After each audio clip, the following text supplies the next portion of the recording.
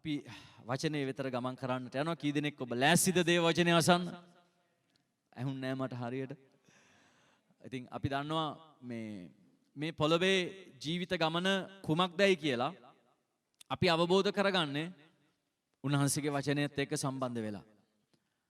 අපි දන්නවා දේව වචනේ නැතුව අපට ජීවිතයක් නැහැ මේ පොළවේ. කවුරු හරි කියයි ඔය දේව වචනේ නැතුව ඕනතරම් ජීවත් වෙන්න කියලා. මම කියනවා ඒක ජීවිතයක් නෙවෙයි. රයිට්? මිනිස්සු දෙවියන් වහන්සේ නැතුව මේ වර්තමාන කාලයේ විඳින වද වේදනා බලන විට මිනිස්සු ජීවිතයේ භුක්ති විඳින්න නැහැ. ජීවිතය ගාවිනාවක් විඳවීමක් හැටියට සිදු වෙලා තිබෙනවා. නමුත් අපි දකිනවා අපද එවැනි වාතාවරණයක සිටියේදී දෙවියන් වහන්සේ අපව කැඳවලා අපට සහනය දීලා තිබෙනවා. ඊයේ දවසේ බොහෝ පිරිසක් මාව හම්බ වෙන්න ආවා. මම හිතන්නේ උදේ 9:45 10 වගේ වෙලාවෙ ඉඳලා හවස 3:00 වෙනකන් එක දිගටම මම මිනිසුන්ට යාඥා කරා. මට වතුර එකක් විතරයි බොන්න අවස්ථාවක් තිබුණේ. එච්චර ගොඩක් මෙතන ආවා. ඉතින් එක එක්කෙනාගේ ගැටලු ප්‍රශ්නත් එක්ක මම ගනුදෙනු කරන විට මම දැක්ක එක දෙයක් තියෙනවා. දෙවියන් වහන්සේ නැතුව කිසිවෙකුට බලාපොරොත්තුවක් නැහැ. සමහරු ඇවිල්ලා කිව්වා ඔක්කොම තියෙනවා පාස්ටර්. සතුටක් නැහැනේ. පහුගිය කාලයක වෛද්‍යවරියක් මාව හම්බෙන්න ආවා. එයා ටික කාලයක් ලංකාවේ රෝහල් වල වැඩ කරලා ඊට පස්සේ එයාගේ දරුවෙක් එංගලන්තේ ඒ සුදු ජාතික කාන්තාවක් විවාහ වුණ නිසා එයා ඒ දරුවත් ડોක්ටර් කෙනෙක් පිළිකා සම්බන්ධ විශේෂ වෛද්‍යවරයෙක්. ඉතින් මේ මවත් එංගලන්තේ සෑහෙන කාලයක් හොස්පිටල් වල වැඩ කරලා තියෙනවා. ඊට පස්සේ එයා විශ්‍රාම ගියාට පස්සේ ලංකාවට ඇවිල්ලා දැන් එයාගේ පුතා එංගලන්තේ පදිංචි වෙලා ඉන්නේ. එයාගේ භාර්යාව ඒ එංගලන්ත ජාතික සුදු ජාතික කාන්තාවක් නිසා. ඉතින් දැන් මෙයාගේ මහත්තයා නැති වෙලා. ඉතින් මේ ડોක්ටර් මේ වයසක මව දැන් එයා මේ නාවින හොස්පිටල් එකේ එයාට අර වයසයි දැන්. ඉතින් අර නමුත් අර නිකන් ඉන්න බැරි හින්දා මෙයා දරුවන් සම්බන්ධ විශේෂ වෛද්‍යවරයෙක්. ඉතින් එයා ගිහිල්ලා මේ චැනලින් වල ඉන්නවා. ඉතින් එයා සමහර අයගෙන් සල්ලි ගන්නෙත් නැහැලු. ඉතින් එයා නිකන් දැන් එයාගේ විනෝදාංශයක් වගේ වයසක වෙලාවේ කරන්න දෙයක් නැති නිසා එයා දැන් මේ වෛද්‍ය වෘත්තිය නියැලෙන්නේ. ඉතින් එයා කියනවා මට මාව හම්බෙන්න ආව පහුගිය කාලේ. එයා කියනවා මට ඕන තරම් මුදල් තියෙනවා පාස්ටර්. දැනටමත් මගේ ගෙදර වාහන දෙකක් තියෙනවා. මට සර්වන්ට්ස්ලා දෙන්නෙක් මම ගෙදර තියන් ඉන්නේ මගේ වැඩවල් වලට. හැබැයි මට රැට නිින්ද යන්නේ නැහැ. දැන් කවුරු හරි හිතන්න පුළුවන් මේ සල්ලි ගොඩාක් හම්බ කරගත්තාම ඒක තමයි ජීවිතය කියලා. දැන් ඒ ડોක්ටර් ඇවිල්ලා කියනකට මං හිතන වයස අවුරුදු 77ක් 8ක් ඇති මං හිතන්නේ 80 කිට්ටු කරලා ඇති. නමුත් හොඳට ඉන්නවා. ඉතින් එයා මට ඇවිල්ලා කියනවා මට රැට නිින්ද යන්නේ නැහැ. මං කිව්වා දැන් ડોක්ටර් දන්නවනේ ඉතින් මොන හරි මේ ටැබ්ලට් මොන හරි පාවිච්චි කරලා එහෙම පුළුවන් නේ. අයියෝ ඒ විස මං ඇතුළට දාගන්නේ නැහැ. මට එහෙම නෙමෙයි. මට තියෙන ප්‍රශ්නය මගේ ඇතුලේ කිසිම සතුටක් නැහැ පාස්ටර්. මට පුදුම හිස්භාවයක් තියෙනවා. මට සමහරවිට ඇඬෙනවා. රෑ නිින්ද යන්නේ නැහැ. පාන්දර 3 4 වෙනකම් මම ඇහැරලා ඉන්නවා. නිදාගත්තත් පැයක් දෙකක් නිින්ද ගිහලා ආය ඇහැරෙනවා. මට මේක හරි අපහසුයක්. මං කියයි මේක ලෙඩක්ද? මම කියන්නේ ලෙඩක් නෙවෙයි. මං දන්න වෛද්‍යවරු ගොඩක් ඉන්නවා. ඉතින් මං ඒගොල්ලොත් එක්කත් මේ ගැන කතා කරනවා. මට තේරෙන්නේ නැති දෙයක් ලොකු හිස්කමක් මගේ ඇතුලේ තියෙනවා. මට කිසි අඩුවක් නැහැ.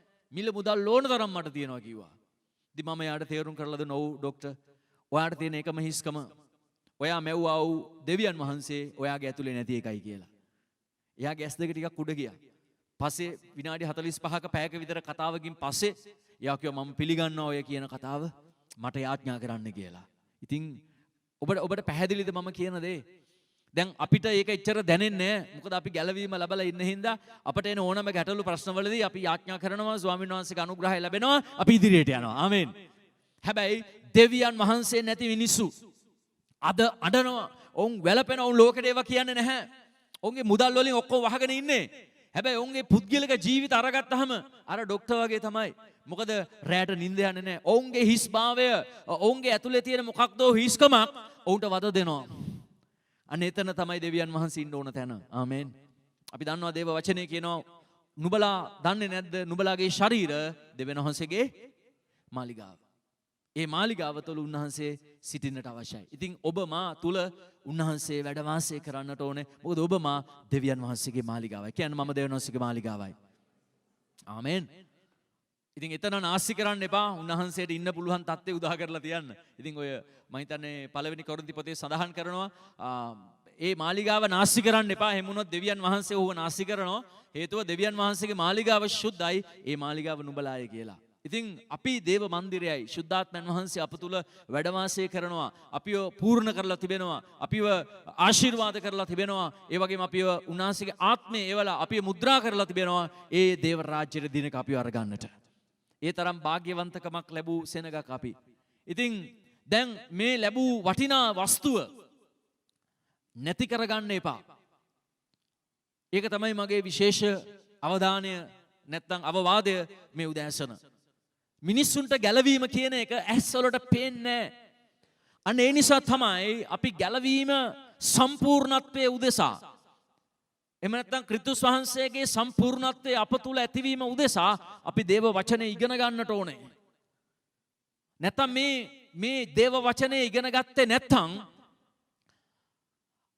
දෙවියන් වහන්සේ ගැන අපට වටිනාකමක් දැනෙන්නේ නැහැ.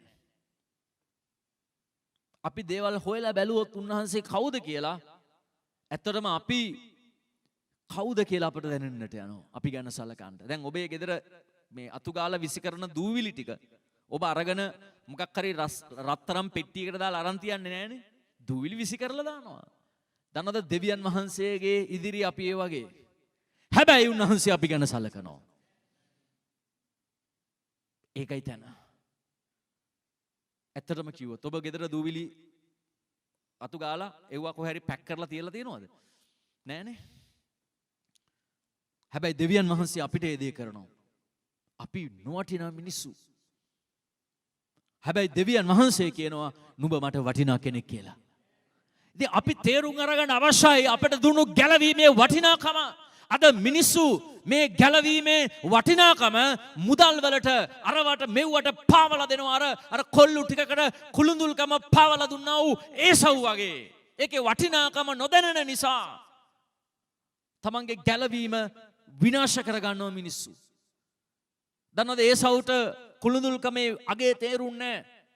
යාකොබ් බලාගෙන ඉඳලා කිව්වා මම ඔයාට කොල්ලු දෙන්නම් මස් දෙන්නම්.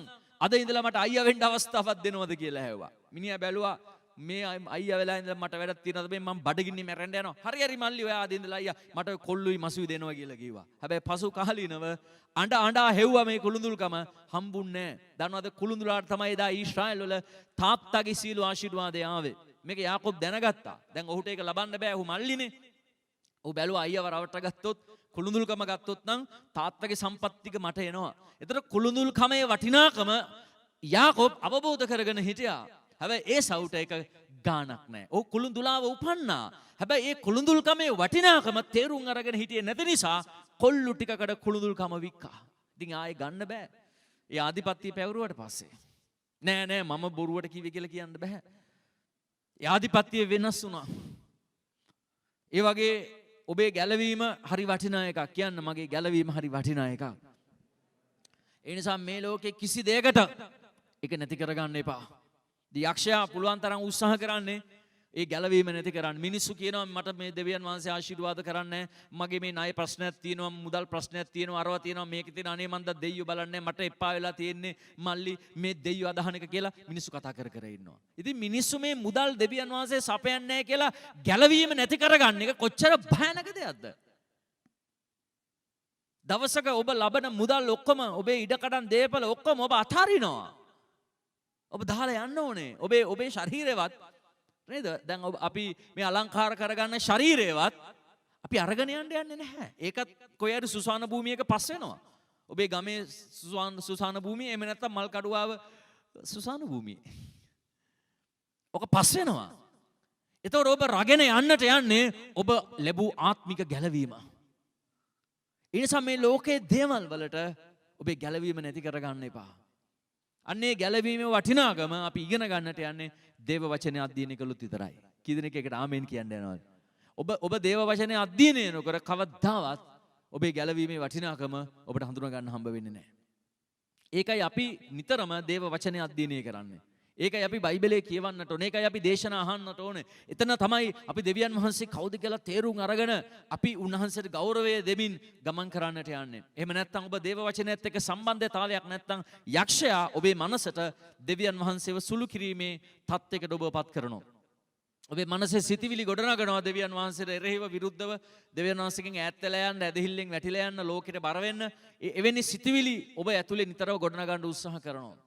දැන් බලන්න යකඩයක් එළියට දාපුවාම මේ වායුගෝලය සූදානම් මේ යකඩේ දි รา පත් කරන්න. එහෙම නේද? ඔබ යකඩ කෑල්ලක් මේ කාලේ පොඩ්ඩක් එළියට දාලා බලන්න. දවස් 2-3 යද්දී මේකට මල අල්ලනවා. මේක කහ පාට වෙනවා මේ කළු පාට යකඩේ.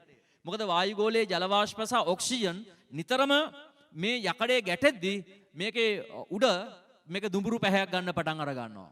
යකඩයක් දවස් 2-3ක් එළිය තියන්න මේක කහ පාට වගේ දිරන්න ගන්නෑ. හැබැයි අර මූලික අවස්ථාවටපත් වෙනවා. මේක අවපැහැ ගැන්වෙනවා. ඒක දිරණ අවස්ථාවකට එනවා. ඒ දිරීම ආරම්භ වෙනවා. ඒක කහ පාට වීමත් එක්කම. ඒයි වායුගෝලයේ ලෑස්ති නිතරම යකඩේ ජීර්ණය කරන්න. නැත්නම් දිරවන්න නැත්නම් ඒක දි รา පත් කරවන්නට. මොකද ජල වාෂ්ප ඔක්සිජන් තියෙනවා. ඒකට සුදුසු පරිසරය තියෙනවා. ඒක තමයි මිනිස්සු ප්‍රඥාවන්ත වෙලා මේ යකඩ හොඳට සුද්ධ කරලා ඊට පස්සේ ඒක අර ප්‍රයිමර් කෝඩ් එකක් ගාලා පේන්ට් කෝඩ් එකක් ගාලා ඒකට වතුර සම්බන්ධ නොවෙන්න, වාතාශ්‍රය සම්බන්ධ නොවෙන්න ඒ යකඩ තීන්ත ආලේප කරලා දාපුවාම ඒ යකඩේ අවුරුදු ගානක් තියාගන්න පුළුවන්. ඊට පස්සේ තීන්ත ගැලවෙනකොට ආපහු සුද්ධ කරලා පේන්ට් කරනවා. අන්න ඒ වගේ මේ යකඩේට මිනිස්සු මේ රැකවරණය දාන නිසා තමයි ඒක දිරන්නේ නැතුව තිබෙන්නේ. ඔබේ ගෙදර තියෙන ගේට් එක ඔබ කාලෙකින් පේන්ට් කරලා නැත්නම් ඔබ බලන්න ඒක දිරන්න පටන් අර ගන්නවා. ඒ වගේ ඔබේ ආත්මය, ඔබේ ආත්මික ජීවිතය මේ පොළවේ තිබෙන විට මේ පොළවේ යක්ෂාත්ම ඉන්න හින්දා අර ඔක්සිජන් සහ ජල වාෂ්ප තිබෙන නිසා යකඩේ දිරනවා වගේ මේ පොළවේ යක්ෂයා ඉන්න හින්දා ඔහුගේ නිරන්තර උත්සාහය ඔබව දෙවියන් වහන්සේගේ මාර්ගයෙන් අයින් කරන එකයි. අන්න ඒ නිසා ඔබ දැනගත යුතුයි අර යකඩේ කපලා කරලා ඒක පේන්ට් කරනවා වගේ ඔබ දැනගන්නට ඕනේ දෙවියන් වහන්සේගේ වචනයත් එක්ක සම්බන්ධ වෙලා ඔබේ රැකවරණය ඔබ සලස්වා ගන්නට. ඔබ ඒ ගැන උනන්දු වුණේ නැත්නම් කාලයත් එක්කම අර මොනවාද පොතු ගැලවෙනවා අර තීන්ත ටික ඊට පස්සේ මේ යකඩේ ආපහු දිරන්න පටන් අර ගන්නවා. ඒක තමයි මේ වායුගෝලයේ සූදානම් වෙලා තියෙන්නේ. දි รา පත් කරන්න. ඒක දෙවියන් වහන්සේගේ නිර්මාණය. මොකද එහෙම නැත්නම් යකඩවලින් ලෝකෙ පිරෙනවා. එහෙනම් යකඩ දිරන්න ඕනේ. නමුත් ඒක අපි තියාගන්න නම් ආරක්ෂා කරගන්න දැනගන්නට ඕනේ. ඉතින් ඒ නිසා මේ ආත්මික ලෝකයේ නිතරම සූදානම් වෙලා තිබෙන අන්ධකාර ලෝකය ඇදහිලිවන්තයව ජීර්ණය කරන්න. ඇදහිලිවන්තයව දි รา පත් කරන්න. මේ කොවිඩ් කාලේ ගොඩාක් ඇදහිලිවන්තයෝ දිරලා. මම දැක්ක එකක්. ගොඩක් අය කහ වෙලා අර ලස්සන පේන්ට් කරලා තිබ්බ අවුරුදු ගාණක් සභාවට ඇවිල්ලා අපි හැමදාම පොලිෂ් කරලා යවනවා. දැන් සභාව පැවැත්වුවේ නැහැ සෑහෙන කාලයක්. ඉතින් ඒ නිසා සමහරුන්ගේ පේන්ට් ගැලවිලා පොතු ගැලවිලා දැන් පොඩ්ඩක් දිරන්න පටන් අරන් තියෙනවා. ඒ හින්දා ඉරිදටත් වැඩ දා ගන්නවා. ඒක දි รา පත් වීමේ ප්‍රධාන ලක්ෂණය. යකඩයක් දිරන්න අර ගන්නකොට ඉස්සලාම වෙන්නේ කහ පාට වෙන එක. එහෙම නේද? අර ටිකක් දුඹුරු පැහැයක් ගන්නවා. ඊට පස්සේ එතන ගොඩක් කල් යනකොට ඒක ටික ටික පොතු ගැලවෙනවා අර යකඩේ. ඉතින් අද ගොඩක් අයගේ ක්‍රියාකාරකම් ලක්ෂණ අපි බලන විට ඔවුන්ගේ ඇදහිල්ල දි รา පත් වීගෙන යන බවයි තේරෙන්නේ. ඇයි ඔවුන් ඒකට ආරක්ෂාවක් සපයගෙන නැහැ. ඔවුන් යාඥා කරලා නැහැ. ඔවුන් දේව වචනේ කියවන්නේ නැහැ. ඒ වගේම ඔවුන් දේශනාවල් අහන්නේ නැහැ. මෙනෙහි කිරීම කරන්නේ නැහැ. ඒ නිසා ඔවුන්ගේ ආත්මික ජීවිතේ දි รา පත් වෙමින් යනවා. මෙත් එක ඔබට දැනුම් දෙන්නම් අපි 2022 අවුරුද්දට බයිබල් සමාගම විසින් මුද්‍රණය කරලා තිබෙන වසරක් ඇතුළත බයිබලයේ කියවා නිම කිරීමේ සැලසුම් කොළ ඉස්සරහා තියලා තියෙනවා. ඒක ඔබට පුළුවන් අරගෙන යන්න. ඉතින් මේ දෙවියන් වහන්සේත් එක්ක තියෙන සම්බන්ධතාවයන් හරියට ගොඩනගා ගත්තේ නැත්නම් ඔබේ ආත්මික ජීවිතේ දි รา පත් වෙන්න පුළුවන්. ඒකයි මම කියන්නේ මේක හරි වටිනා දෙයක්. මේ ගැලවීම අහිමි වෙලා ගියොත් ඔබට කවදාවත් ආපහු ඒක ලබා ගන්නට බෑ. ඒ නිසා අපි වචනේ ඉගෙන ගන්නට ඕනේ. කිදෙනෙක් ආමෙන් කියනවද? මම කැමතියි මගේ මාතෘකාවට ඇතුල් වෙන්න. අද දවසේ මාතෘකාව ඒකත්වයක්ව සිටීමයි.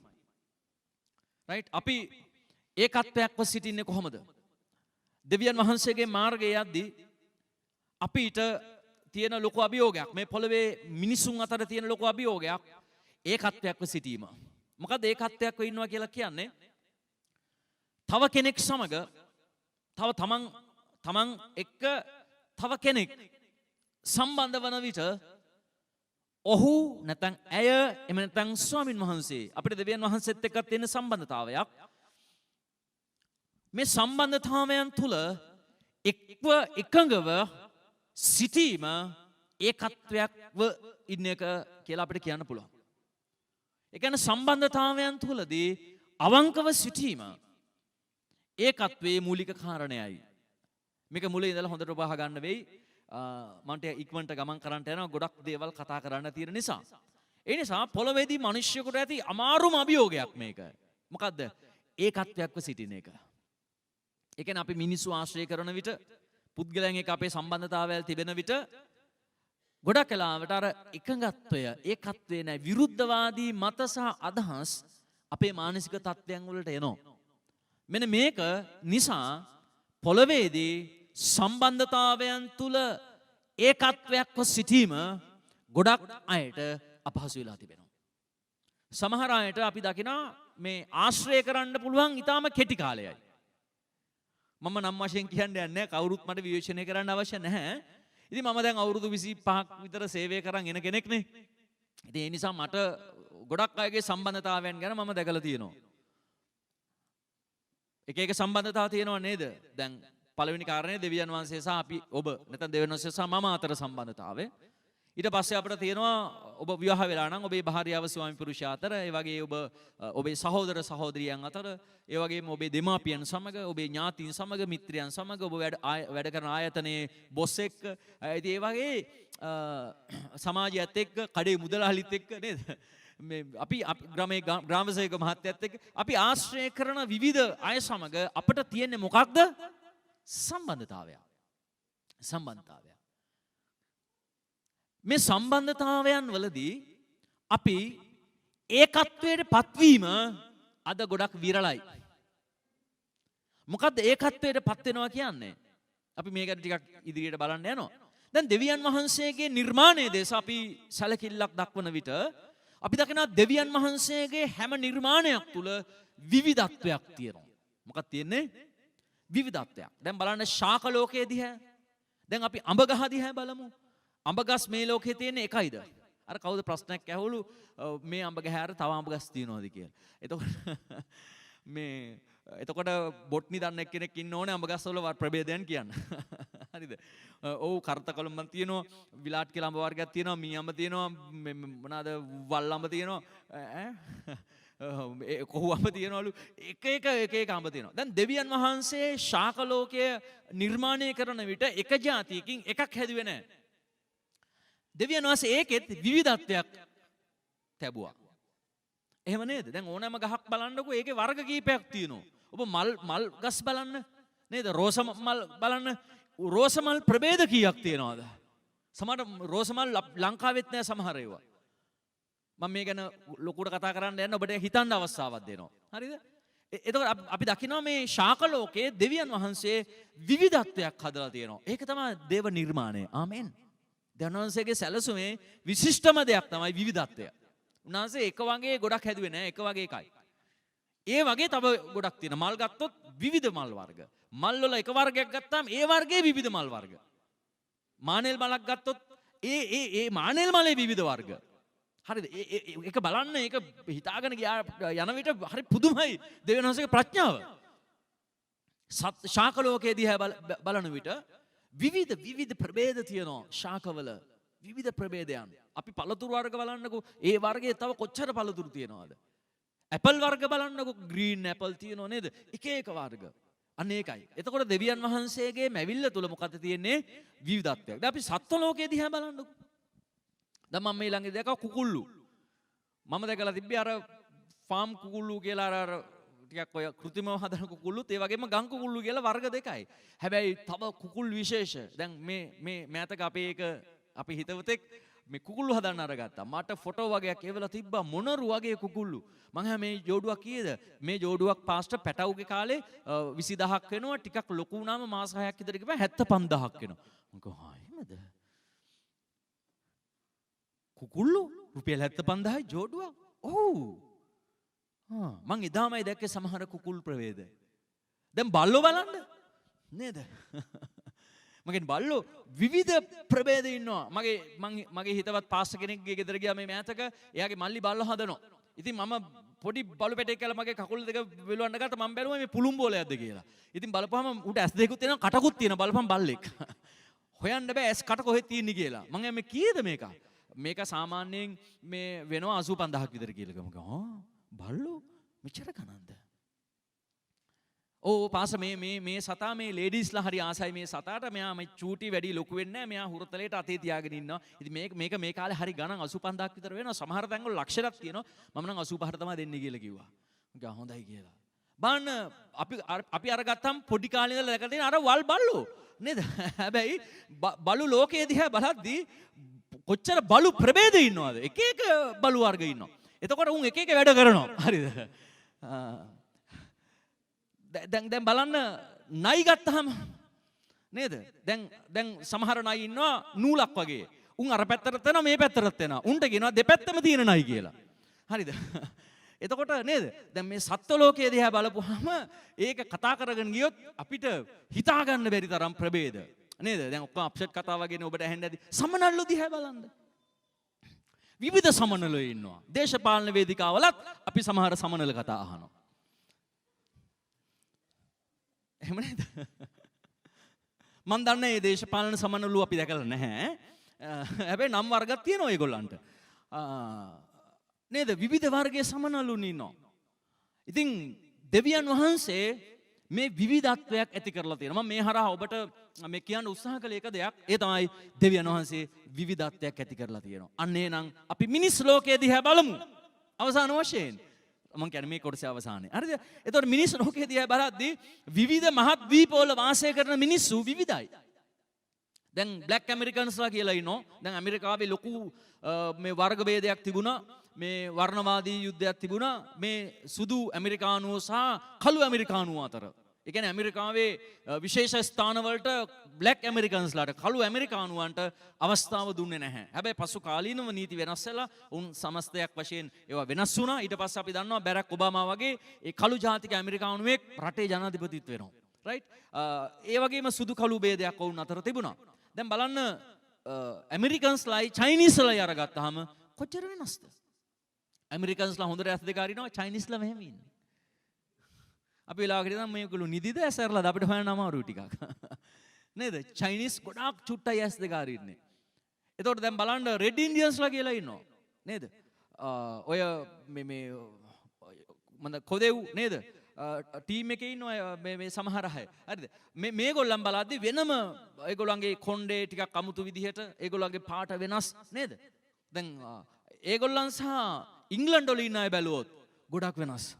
ඒතකොට ආසියාතික රටවල් බලද්දි ඉන්දියාවේ කට්ටිය ලංකාව සාමාන්‍යයෙන් එක වගේ යනවා.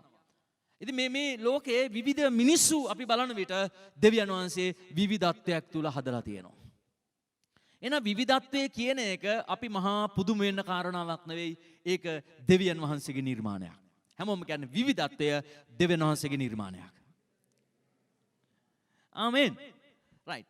එතකොට දැන් මේ විවිධත්වයන් දැන් අපි සත්ත්ව ලෝකයේ ටිකක් අමතක කරලා ශාක ලෝකයේත් අමතක කරලා අපි ඉන්න මනුස්ස ලෝකෙට එමුකෝ. දැන් මිනිස්සු අතර අපි බලන විට විවිධයි. දැන් පවුලක් වශයෙන් බලන්න එක පවුලක දරුවෝ 5 දෙනෙක් ඉන්නවා නම් මේ 5 දෙනා හිතන ආකාර 5ක් තියෙනවා. සමහර පවුල් වල එක දරුවෙක් සුපිරි කලාකාරයෙක්. මිනිහා චිත්‍ර අඳිනවා නියමට. හරිද? හොඳ කලාකාරයෙක්. තව කෙනෙක් එයා ඒවට ඉතර ආස කරන්නේ. එයා මොනවද කරන්නේ? එයා ඇවිල්ලා මේ එයා හිතනවා මම දැන් හඳට යන්න ඕන, හඳට යන යානාවක් හදන්න ඕනේ නේද? ඒ වගේ මිනිහා විද්‍යාව පැත්තෙන් හරි දක්ෂතාව පෙන්නනවා. මේ එක පවුලක. තව දරුවෝ ඉන්නවා ඒවා කිසිම ගාණක් නැහැ. මිනිහා මල් වර්ග වලට ආසයි, ගෙදර වත්ත වවනවා කරනවා, ලෑන්ඩ්ස්කේපින් නියමට තියාගෙන ඉන්නවා. හැබැයි එක දෙමව්පියන්ගේ, එක අම්මගේ තාත්තගේ දරුවෝ 5 දෙනා අතර විවිධත්වයක් නැද්ද? තියෙනවා. එක එක්කෙනාගේ සිතිවිලි එක එක ආකාරයි. දැන් ඔය 5-6 දෙනෙක් ඉන්න පවුල් වල සමහර එකෙක් ඉන්නවා හම්මෝ හරි අමාරු කාරයෙකුත් ඔය අතරින් ඉන්නවා. අමාරුම අහිංසක. අර ඔය කතාවකගේ ඇල් වතුරත් නිමලා බොන එහෙම ටයිප් එකක කෙනෙකුත් ඉන්නවා. ඔය 5 දෙනා අතරේ කියන දේ අහන්නේ නැති කඩලා බිඳලා බරව මේවා කරගෙන ගහනවා තරහ යනවා කියන දේ සත පහකට අහන්නේ නැති එවැනි જાතියේ එක්කෙනෙකුත් ඉන්නවා. ඒක තමයි විවිධත්වය. ඒක ඔබට පැහැදිලිද? අපි මේ හැම තැනම දකින්නේ මොකක්ද? විවිධත්වයක්. සභාවක් අරගත්තහමත් ඔය විවිධ පරිසර වලින් විවිධ සන්දර්භ වලින් ආපු අය සභාවක් ඇතුළේ ඉන්නවා. එතනක් තියෙන විවිධත්වයක්. දන්නවද ලෝකයේ විවිධත්වයක් තුල ඒකත්වයකට එන්න පුළුවන් එකම සෙනගක් වාසය කරන තැන තමයි සභාව. ඕන මිනිස්සෙකුට ඇවිල්ලා එක භාජනයේ කොමිනියෙන් ගන්න පුළුවන්. රයිට්? එක මේසේ පංගුකාරකම ලබන්න පුළුවන්. එකම දෙවියන් වහන්සේ වඳින්න පුළුවන් ඕනම ජාතියක කෙනෙකුට. ඒ නිසා දෙවියන් වහන්සේ මේ විවිධත්වයක් තුල ඒකත්වයක් නිර්මාණය කරපු ස්ථානය මොකද්ද? සභාව. ආමේන්. අපි මේක තේරුම් ගන්න ඕන. එහෙනම් සභාව ඒකත්වයකට පත්වීම දෙවියන් වහන්සේගේ ප්‍රධාන සැලැස්මක්. එහෙනම් විවිධත්වයක් ඇති කළ දෙවියන් වහන්සේම සභාව කියන සංකල්පයට එන විට සභාව කියන සංස්ථාවට එන විට දෙවියන් වහන්සේ බලාපොරොත්තු වෙනවා විවිධ සන්දර්භවල හිටපු අය සභාවට ඇවිල්ලා එක පියාණන් වහන්සේගේ දරුවන් වගේ ඒකත්වයකට පත්වීමක්. මේක තමයි ප්ලෑන් එක. ඒ නිසා ස්වර්ග රාජ්‍යයේ විවිධ ජාතීන් ඉන්න යනවා. බයිබලයේ කියනවා විවිධ ජාතීන්ගේ විවිධ ගෝත්‍ර වලින් විවිධ භාෂාවන්ගෙන් හිටපු අය දෙවියන් වහන්සේ නමස්කාර කරා කියලා. දැන් අනිත් ආගම් වල ඒ වලට යන්න පුළුවන් ඒ අයට විතරයි ඉන්නේ. හැබැයි ස්වර්ගයේ විවිධ ආගමිකයන් නේ විවිධ අය විවිධ ජාතීන් ලෝකේ ඉන්න දැන් ඔය මම කියපු එස්කිමෝ වරුද රතු ඉන්දියානු අයද බ්ලැක් ඇමරිකන්ස්ලාද ඉංග්ලන්ඩ් වල අයද ඉන්දියානු ආසියාතික රටවල අයද මොංගෝලියාවේ කට්ටියද මේ ඇමසන් වනාන්තරයේ ජීවත් වෙන අර වැඩි ජාතිය වර්ගයද ඒ සියලු මිනිස් වර්ගයාට ඒකත්වයකට එන්න පුළුවන් එකම තැන දෙවියන් වහන්සේගේ මාර්ගයේ පමණයි. ඒ නිසා බයිබලයේ අපට කියනවා මේ ඒකත්වයේ වටිනාකම ගැන. දෙවියන් වහන්සේ දන්නවා මිනිස්සු වෙනස්. මම හිතනවා වගේ නෙමෙයි තව කෙනෙක් හිතන්නේ. නේද? එක එක්කෙනාගේ හෙයාර් ස්ටයිල් එක බලන්න, එක එක්කෙනා ආස කරන පාට බලන්න විවිධයි. සමහර අය ආස කරන පාට නෙමෙයි අනිත් කෙනා ආස කරන්නේ. සමහර අය කන කෑම එහෙම නේද? විවිධ කෑම වර්ග තියෙනවා කඩේකට ගියාට පස්සේ. ඒකෙත් විවිධත්වයක් තියෙනවා. අපි කවදාවත් දැකලා නැති කෑම වර්ගත් අපිට හම්බ වෙනවා. ඒක සමහරු ඒව කන්න ආසයි, සමහරු ඒවට කැමති නැහැ. එතකොට මෙතන මේ විවිධත්වය තුල නමුත් දෙවියන් වහන්සේ නිසා යේසුස් වහන්සේ නිසා අපි මේ විවිධත්වයේ තුල ඉඳලා ඒකත්වයකට පත්වීම තමයි කිතුණු මාර්ගය අපට උගන්වන ප්‍රධානම ඉගැන්වීමක්. ඒ නිසා අපි තේරුම් ගන්න ඕන මං වෙනස් කෙනෙක්. හැබැයි මම යේසුස් වහන්සේ නිසා මම අන් අයත් එක්ක ඒකත්වයකට එන්නට අවශ්‍යයි. මෙන්න මේ දේ අපි තේරුම් අරගන්නේ නැතුව විවිධත්වයේ තුල අපි ජීවත් වෙන්නට යනවා නම් අපි විවිධත්වයේ තුල ભેද බින්න වෙලා ජීවත් වෙන්න යනවා නම් එතන දෙවියන් වහන්සේගේ ප්ලෑන් එක ඉෂ්ට වෙන්නේ නැහැ. ඒ නිසා දෙවියන් වහන්සේ බලාපොරොත්තු වෙනවා අපි සම්බන්ධතාවයන් වලදී ඒකත්වයකට පත්වීමක්. ආමෙන්. රයිට්. ප්‍රධාන බයිබල් පගන්තිය යොහන් පොතේ 17:11. යොහන් 17:11 යේසුස් වහන්සේ පියාණන් වහන්සේට යාඥා කරමින් මෙසේ ප්‍රකාශ කරනවා. උන්වහන්සේගේ අවසාන යාඥාවේදී උන්වහන්සේ මේ වගේ පියාණන් වහන්සේට කතා කරනවා. යොහන් 17:11 අපි ඉක්මනට පෙරලගෙන බලමු. උන්වහන්සේ බලාපොරොත්තු වෙනවා ඒකත්වයක් තුලින් සිටීමක් සම්බන්ධව. අපි ඒ වගන්තිය සමන් දෙමු.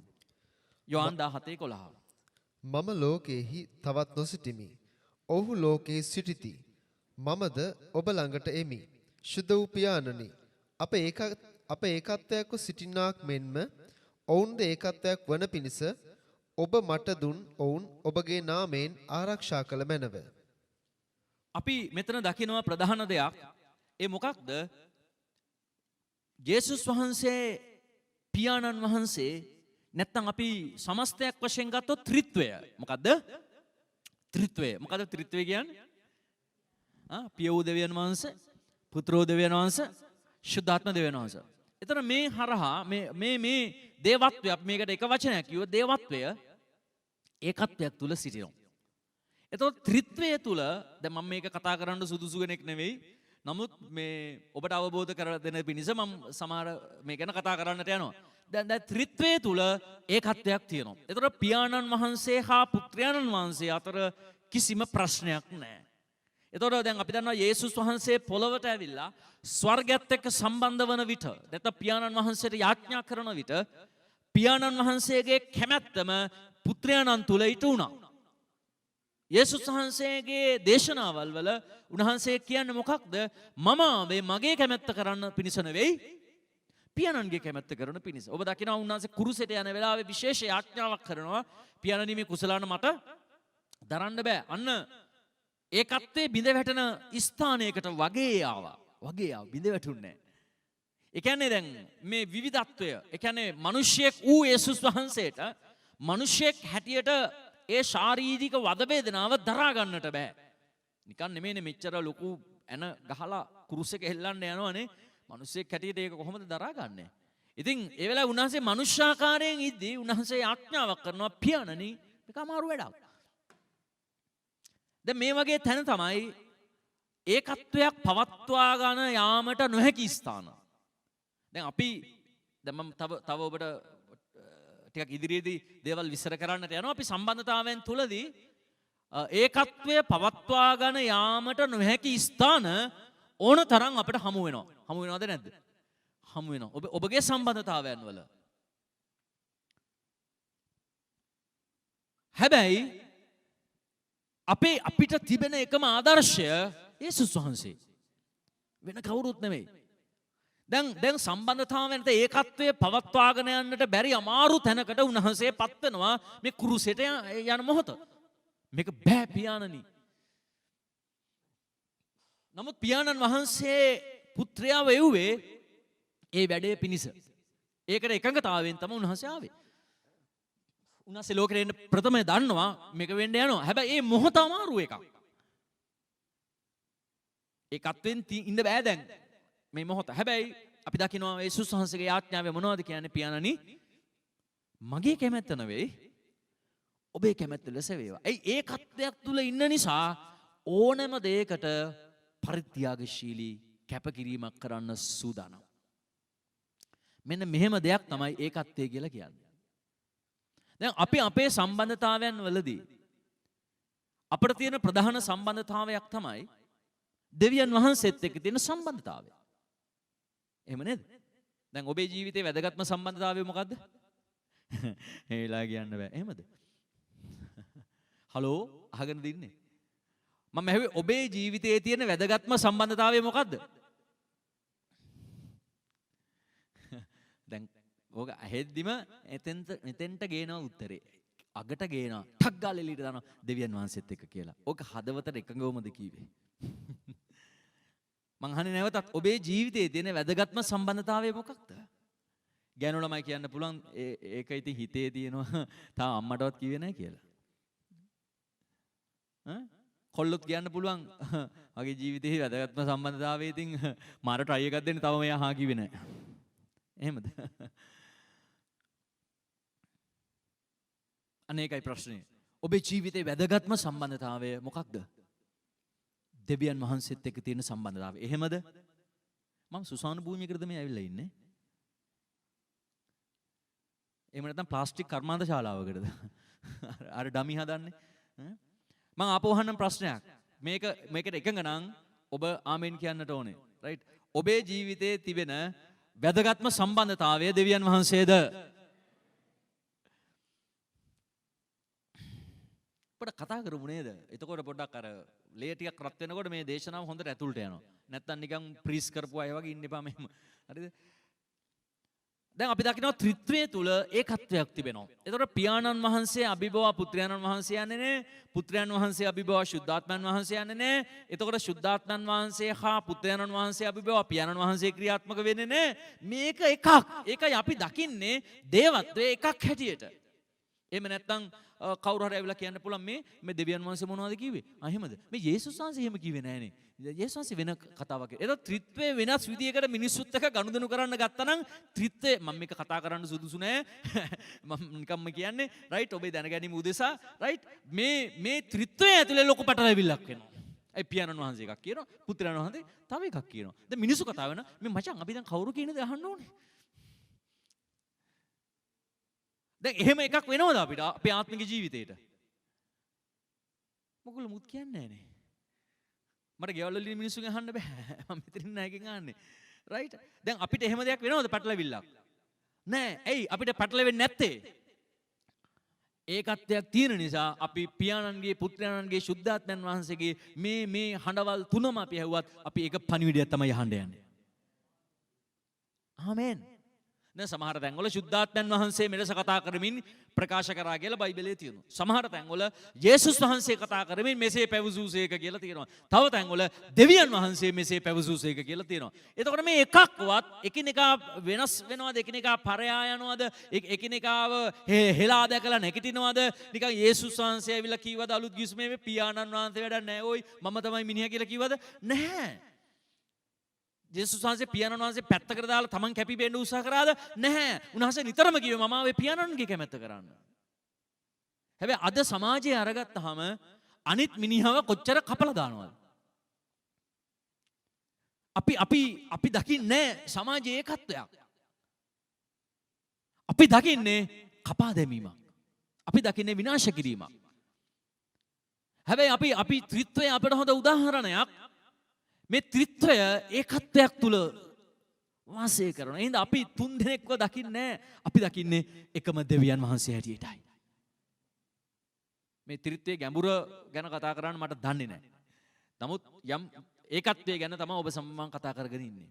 ඒතර අපි පැහැදිලිව දකිනවා දැන් යේසුස් වහන්සේ බෞතිස්ම කරන වෙලාවේ නේද? පුත්‍රයාණන් වහන්සේ කොහෙද හිටියේ? යේසුස් වහන්සේ බෞතිස්ම කරන වෙලාවේ පුත්‍රයාණන් වහන්සේ කොහෙද හිටියේ? මට ඇහුන්නේ නැහැ. පුත්‍රයන් වහන්සේ කොහෙද හිටියේ? ජෝර්දාන් ගංගාවේ. හරිද? රයිට්. එතකොට ඒ වෙලාවේ ශුද්ධාත්මයන් වහන්සේ මොන විදිහටද ආවේ? පරවියෙක් වගේ ආවයි කියනවා. පරවියෙක් නෙවෙයි හරිද? පරවියෙකු වගේ. නිකන් සුදු පාටට ඒ වගේ නේ දකින්න ඇති. එතකොට හඬක් ඇහුණ කාගේද? පියාණන් වහන්සේගේ. මෙන්න බලන්න ත්‍රිත්වය එක මොහොතක ප්‍රකාශ වෙන වෙලාවක් ඒක. පියාණන් වහන්සේගේ හඬ ස්වර්ගයෙන් ඇහෙනවා මේ මාගේ ප්‍රේමවන්ත පුත්‍රයා මොහු කෙරෙහි ප්‍රසන්නව සිටීමි කියලා ඒ පියාණන්ගේ හඬ ඇහෙනවා. ශුද්ධාත්මයන්ෝ පරිවේග්‍ය ආකාරයෙන් උන්වහන්සේ වෙතට ඇතුල් වෙනවා. එතකොට පුත්‍රයාණන් වහන්සේ ජෝර්දාන් ගංගාවේ දැන් වතුර නාගෙන ඉන්නවා බෞතිස්ම වෙලා. බලන්න පිය පුත්‍ර ශුද්ධාත්ම එක තැනක ප්‍රකාශ වෙන ස්ථානයක්. දැන් මෙතනදී කිසිවෙකු අභිබවා අනේකා නැගිට්ටේ නැත. පියාණන් වහන්සේ අභිබවා යේසුස් වහන්සේ වැඩ කළේ නැහැ. යේසුස් වහන්සේ අභිබවා ශුද්ධාත්මයන් වහන්සේ ක්‍රියා කළේ නැහැ. දැන් යේසුස් වහන්සේ මේ පොඩක් මහන්සියෙන් අමාරුවෙන් ඉන්න වෙලාවේ ශුද්ධාත්මයන් වහන්සේ යේසුස් වහන්සේ ඇදගෙන ගියේ එනවා වැඩ තියෙනවා කියලා නේද? එහෙම මොකුත් නැහැ. අපි දකිනවා ඒකත්වයක්. ඒ නිසා අපි පිය පුත්‍ර ශුද්ධාත්ම එකම දේවත්වයක් හැටියට දකිනවා. මේ සම්බන්ධතාවය තුල තිබෙන එකම දේ ඒකත්වයක්. එකිනෙකා අභිබවා ගමන් කරන්නේ නැත. එකම සැලස්මකට එකම කැමැත්තකට එකඟතාවයට පත්වීමයි. එක වගේ සිටීමයි. විරුද්ධ නොවීමයි. එකම ආත්මයක් තුල සිටීමයි. එකම දර්ශනයක් එකම එළිදරව්වක් සමග වැඩ කිරීමයි. ආමෙන්. එතකොට පියාණන් පුත්‍රයාණන් ශුද්ධාත්මයන් වහන්සේ හිතන විදිහ එකයි. එකම ආත්මයක් දේවාත්මයන්ෝ රයිට්. ඒ වගේම විරුද්ධ වෙන්නේ නැහැ. දැන් ඒකත්වයකට පත් වෙන්න බැරි ඇයි මිනිස්සු අනෙක් කාට විරුද්ධ වෙනවා? ඒ විරුද්ධ වෙන්නේ ඒ විවිධත්වයේ හින්දා. ඔවුන් තුල තියෙන තේරුම් අරගැනීමේ හැකියාව මදිකම හින්දා. ඒක තමයි විවිධත්වය කියලා කියන්නේ. දැන් පොඩි ළමයෙකුට තේරෙන දේ නෙමෙයිනේ ලොකු මිනිහෙකුට තේරෙන්නේ. අවුරුදු 5 ළමයෙක් තේරුම් අරන් වැඩ කරන විදියයි. කියන්නේ මොන්ඩිසෝරි ළමයෙක් තේරුම් අරන් වැඩ කරන විදියයි. ඇඩ්වාන්ස් ලෙවල් නැත්නම් කැම්පස් ළමයෙක් තේරුම් අරන් වැඩ කරන විදියයි වෙනස්නේ. ඒතර අපි ලොකු අය බාල වැඩ කරද්දී අපි කියනවා මේ මොන්ඩිසෝරි වැඩ කරන්න එපයි කියලා. එහෙම කියනවා නේද? දැන් චූටි කාලේ අපි මොන්ඩිසෝරි යනකොට අපිට හෙම්බිරිස්සාව හැදෙන කාලෙට අපේ අම්මලා මොකද කරන්නේ? අර සාක්කුවට දාපේ කොහරි වට්ටගනී කියලා ලේන්සුව නමලා කරලා මෙතන ගහනවා 60 කට්ටකින්. පොඩි පින්නේකින් මෙතන ගහනවා. එහෙම නේද? දැන් හොටු වෙන වෙලාවට ලියලා එනකොට හොටු වෙනවා. දැන් මොනවද කරන්නේ? අපි මේ ලේන්සුව අරගෙන ඕක කරන්නේ නැද්ද? නෑ. ලියන ගමන්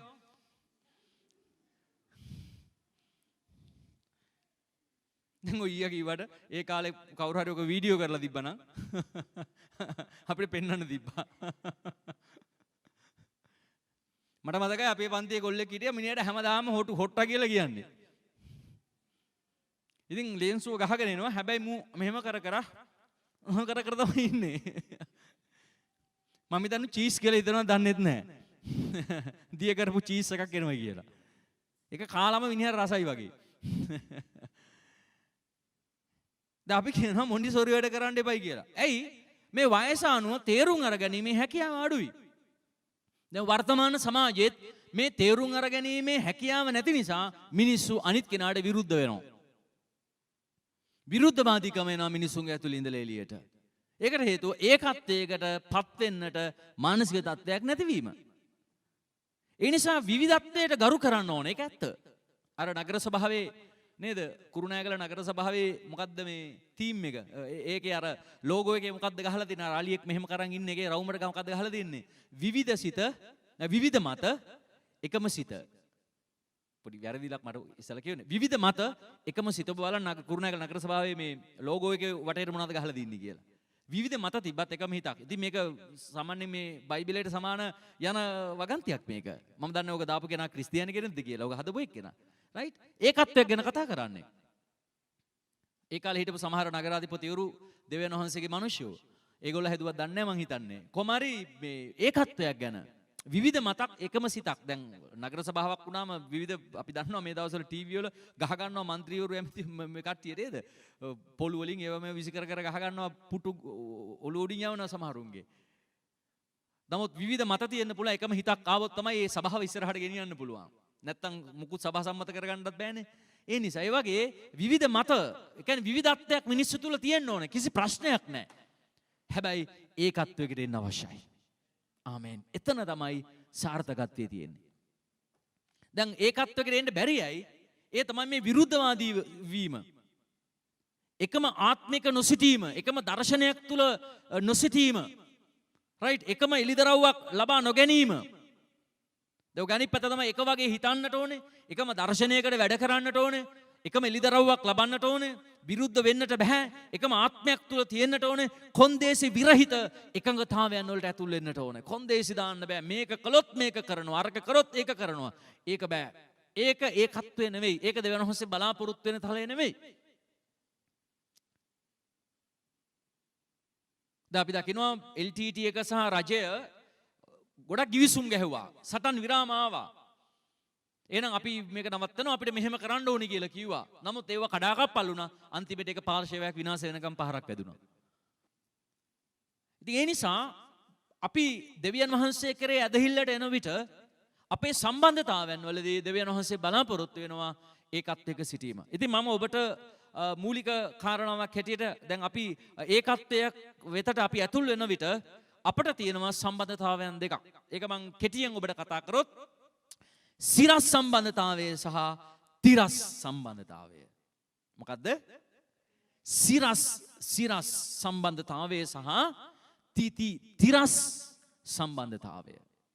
එතන අපිට තියෙන සිරස් සම්බන්ධතාවය කා සමගද? මම කැමති ඔබ කතා කරනවා නම් දෙවියන් වහන්සේත් එක්ක. එතකොට තිරස් සම්බන්ධතාවය කා සමගද? අපවට සිටින අය සමග. එතකොට මෙතන ඒකත්වයක් තුල අප සිටින්නට නම් අපි සිරස් සම්බන්ධතාවය ශක්තිමත්ව තිබුණොත් අපට තිරස් සම්බන්ධතාවය ගැන කිසි අවුලක් වෙන්නේ නැහැ. දැන් තවත් තේරෙන විදිහට කිව්වොත් දෙවියන් වහන්සේත් එක්ක තියෙන සම්බන්ධතාවය මිනිස්සෙගේ ජීවිතේ ශක්තිමත් නම් අන් අය සමග තියෙන සම්බන්ධතාවයන් කිසි අවුලක් නැහැ. දැන් මෙතන ප්‍රශ්නේ වෙන්නේ මිනිසු දෙවියන් වහන්සේත් එක්ක තියෙන සම්බන්ධතාවය ක්ලියර් කරගෙන නැහැ. ඒක පැහැදිලි නැහැ. ඒක අපහැදිලි. ඒකේ පොඩි පොඩි වැරදි තියෙනවා, කලකිරීම තියෙනවා, ධෛර්ය වීම තියෙනවා, පසුබටකම් තියෙනවා, සමහර පව් තියෙනවා. ඒවා මේවා ජල්බරිත් එක තමයි ඔක ඇති කරන් තියෙන්නේ. ඒ හින්දා සමහරු යාඥා කරන්නේ නැහැ, දේව වචනේ කියවන්නේ නැහැ. නිරාහාර කාලයන් ගත කරන්නේ නැහැ. ඔහේ ඕනෑවට පවර පල්ලියට ඇවිල්ලා ගෙදර යනවා. මේ නිසා අර සිරස් සම්බන්ධතාවයේ බිඳ වැටිලා. අනේ නිසා මිනිසුන්ට තිරස් සම්බන්ධතාවයන් තුල අවංකකම නැහැ, මේ යටහත්කම නැහැ, ප්‍රේමේ නැහැ. දන්නවද ඒ සම්බන්ධතාවයන් බිඳ වැටෙනවා. ඒ නිසා මෙහිදී ඔබ සාදා ගත යුතු ප්‍රධාන සම්බන්ධය තමයි ඒකත්වයේ තමයි දෙවියන් වහන්සේ සහ මම අතර ඒකත්වයකට පත්වීම. කියන්නේ දෙවියන් වහන්සේ සහ මම අතර ඒකත්වයක් තිබිය යුතුයි. ආමේන් කියනොද? ආමේන්. ඒ නිසා අපේ සිරස් සම්බන්ධතාවයේ ශක්තිමත් වෙන ස්ථානයක් තමයි ඔබ දේව වචනේ සමග ගනුදෙනු කරන එක, ඔබ යාඥා කරන එක, ඔබ දේව වචනේ මෙනෙහි කරන එක. දැන් ඔබට කොලේකුත් උඩ දීලා තියෙනවා. ඔක අරගෙන යන්න ගිහිල්ලා ඒ දවසේට අදාළ කොටස දවසේ කියවන්න. එතකොට මේක 2022 ජනවාරි 1 වෙනිදා ඉඳලා පටන් ගන්න. අද ගෙනිච්චට. එහෙම තමයි හදලා තියෙන්නේ. ඉතින් ඔබ ඒ කොලේ ලෙස ඔබ බයිබල් කොටස කියවනවා නම් අවුරුද්ද ඇතුලේ ඔබ මුළු බයිබලෙම කියවලා. එහෙම තමයි හදලා තියෙන්නේ ඒක. ඉතින් ඒක අරන් යන්න. ඉතින් ඒක මෙනෙහි කරන්න. ඒ දවසේ කොටස මෙනෙහි කරන්න. දැන් එතකොට සිරස් සම්බන්ධතාවය ඔබේ ශක්තිමත් වෙනවා. එතකොට තිරස් සම්බන්ධතාවය තුල කිසිම ගැටලුවක් නැහැ. ඒ නිසා අද ගොඩක් අය මේ කාලේ මම අර ඉස්සෙල්ලා කිව්වා යකඩ දිරනවා වගේ මිනිස්සු දෙවියන් වහන්සේත් එක්ක සම්බන්ධතාවයේ අඩු නිසා ගොඩක් වෙලාවට ආත්මික ජීවිතේ දි รา පත් වෙමින් තිබෙනවා. ඒ නිසා හේබ්‍රුව පොතේ 12 වෙනි පරිච්ඡේදයේ 15 වෙනි වගන්තියේ මේ වගේ කියනවා. දැන් මම කතා කරන්නේ සිරස් සම්බන්ධතාවය නැත්නම් දෙවියන් වහන්සේත් එක්ක සම්බන්ධතාවයේ ඒකත්වයකට පත්වීම සම්බන්ධය හා ඒකත්වය කැඩෙන තැන් ගැනයි මේ කතා කරන්නේ. අපි අහමු වගන්තිය හේබ්‍රුව පොතේ 12 වෙනි පරිච්ඡේදයේ 15 වෙනි වගන්තියේ ඔබ දෙවියන් වහන්සේත් එක්ක තියෙන ඒ සම්බන්ධතාවයෙන් ඒ ඒකත්වයෙන් ඔබව ඈත් කරන්නේ මොනවද කියලා මෙතන කතා කරනවා. කිසිවෙක් දෙවියන් වහන්සේගේ කරුණාවෙන් පසුබට නොවන පිණිසද තික්තකමේ මුලක් හටගෙන එයින් නුඹලා කලබා බොහෝ දෙනෙක් කිලුට නොවන පිණිසද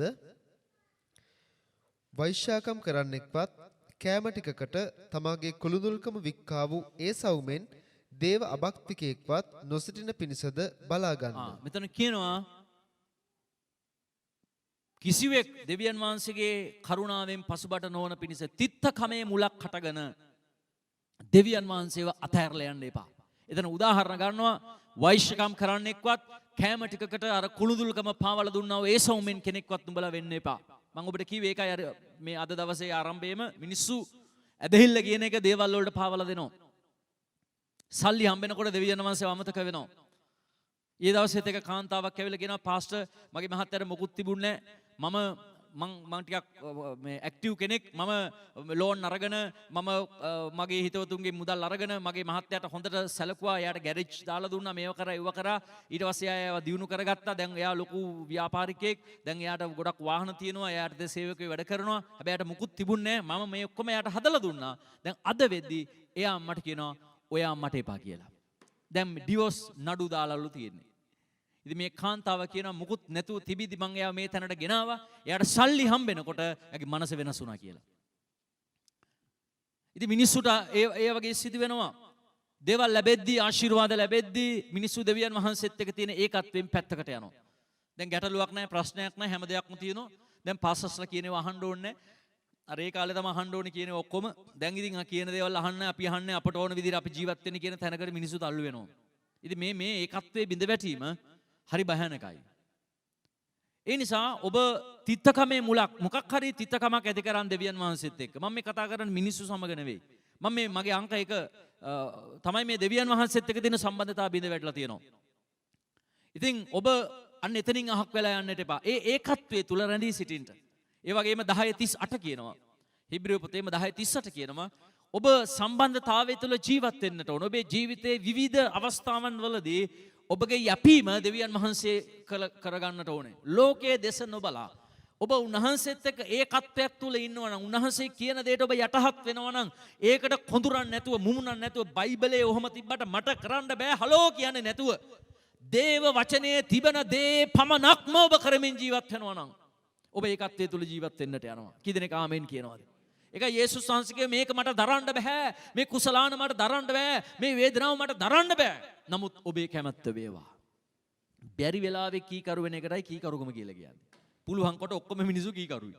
හැබැයි බැරි තැන කීකරු වෙනවා නම් ඒක තමයි කීකරුකම. කී දෙනෙක් ආමෙන් කියනවාද ඒකට? කීකරුකම කියන්නේ මොකද්ද? බැරි වෙලාවේ කීකරු වෙන එක. බැරි වෙලාවේ යටහත් වෙන එක. බැරි වෙලාවේ ප්‍රේමයෙන් ඉන්න එක. හැබැයි අපේ මිනිස්සු කරන්නේ මොකක් හරි කැඩුනොත් බින්දුනොත් එම ඔක්කොම අතහැරලා දාන එක. හැබැයි බැරි වෙලාවේ යේසුස් වහන්සේ පියාණන් වහන්සේට කීකරුනේ ඇයි? ඒක තමයි ඒකත්වය කියන්නේ. අපි 10:38 හිබ්‍රිය බලද්දී ඉදින් මාගේ ධර්මිෂ්ඨයා ඇදහිල්ලෙන් ජීවත් වේ.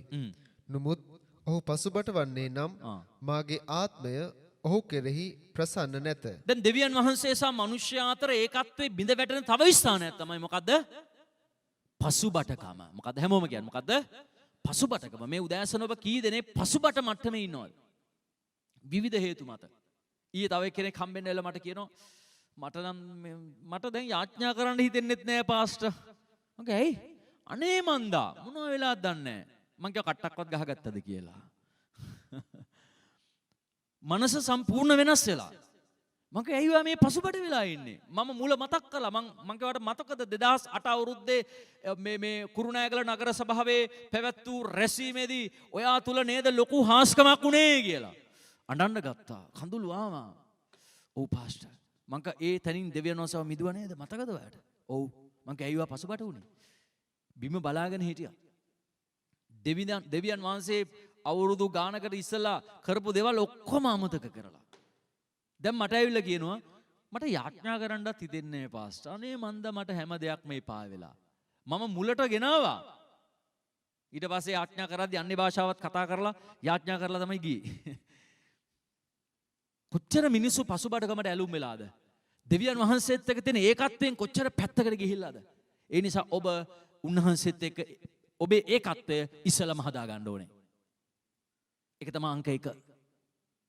උන්වහන්සේත් එක්ක ඒකත්වයකට එන්න. ඔබ වැටුණු තැන් වලින් නැගිටලා දෙවියන් වහන්සේත් එක්ක තිබුණු ඒ අර එලිදරව් දෙවෙනි පරිච්ඡේදයේ එපීස සභාවට කියන පණිවිඩයේ විදිහට උඹගේ පළමු ප්‍රේමය නුඹ අතහැරියා කියන ඒ දේ නුඹට විරුද්ධව තිබෙනවා. ඒ නිසා නුඹ වහාම පශ්චාත්තාප වෙලා පළමු ක්‍රියාවල් කරපන්න.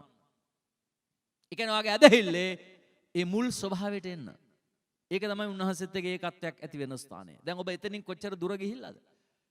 ඔබ ගැලවීම රාපු දවස් සිහි කරන්න. ඔබ දෙවියන් වහන්සේ උදෙසා දඟලපු, කතා කරපු, යාඥා කරපු නේද? සේවාවල් කරපු ඒ තැන් ඔබට අමතක වුණාද?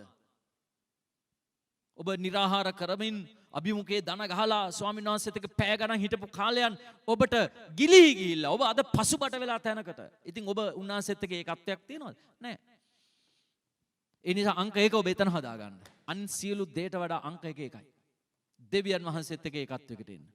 එතන නැත්තම් ඔබට වෙන කවුරුත් එක්ක ඒකත්වයක් වෙන්න බෑ.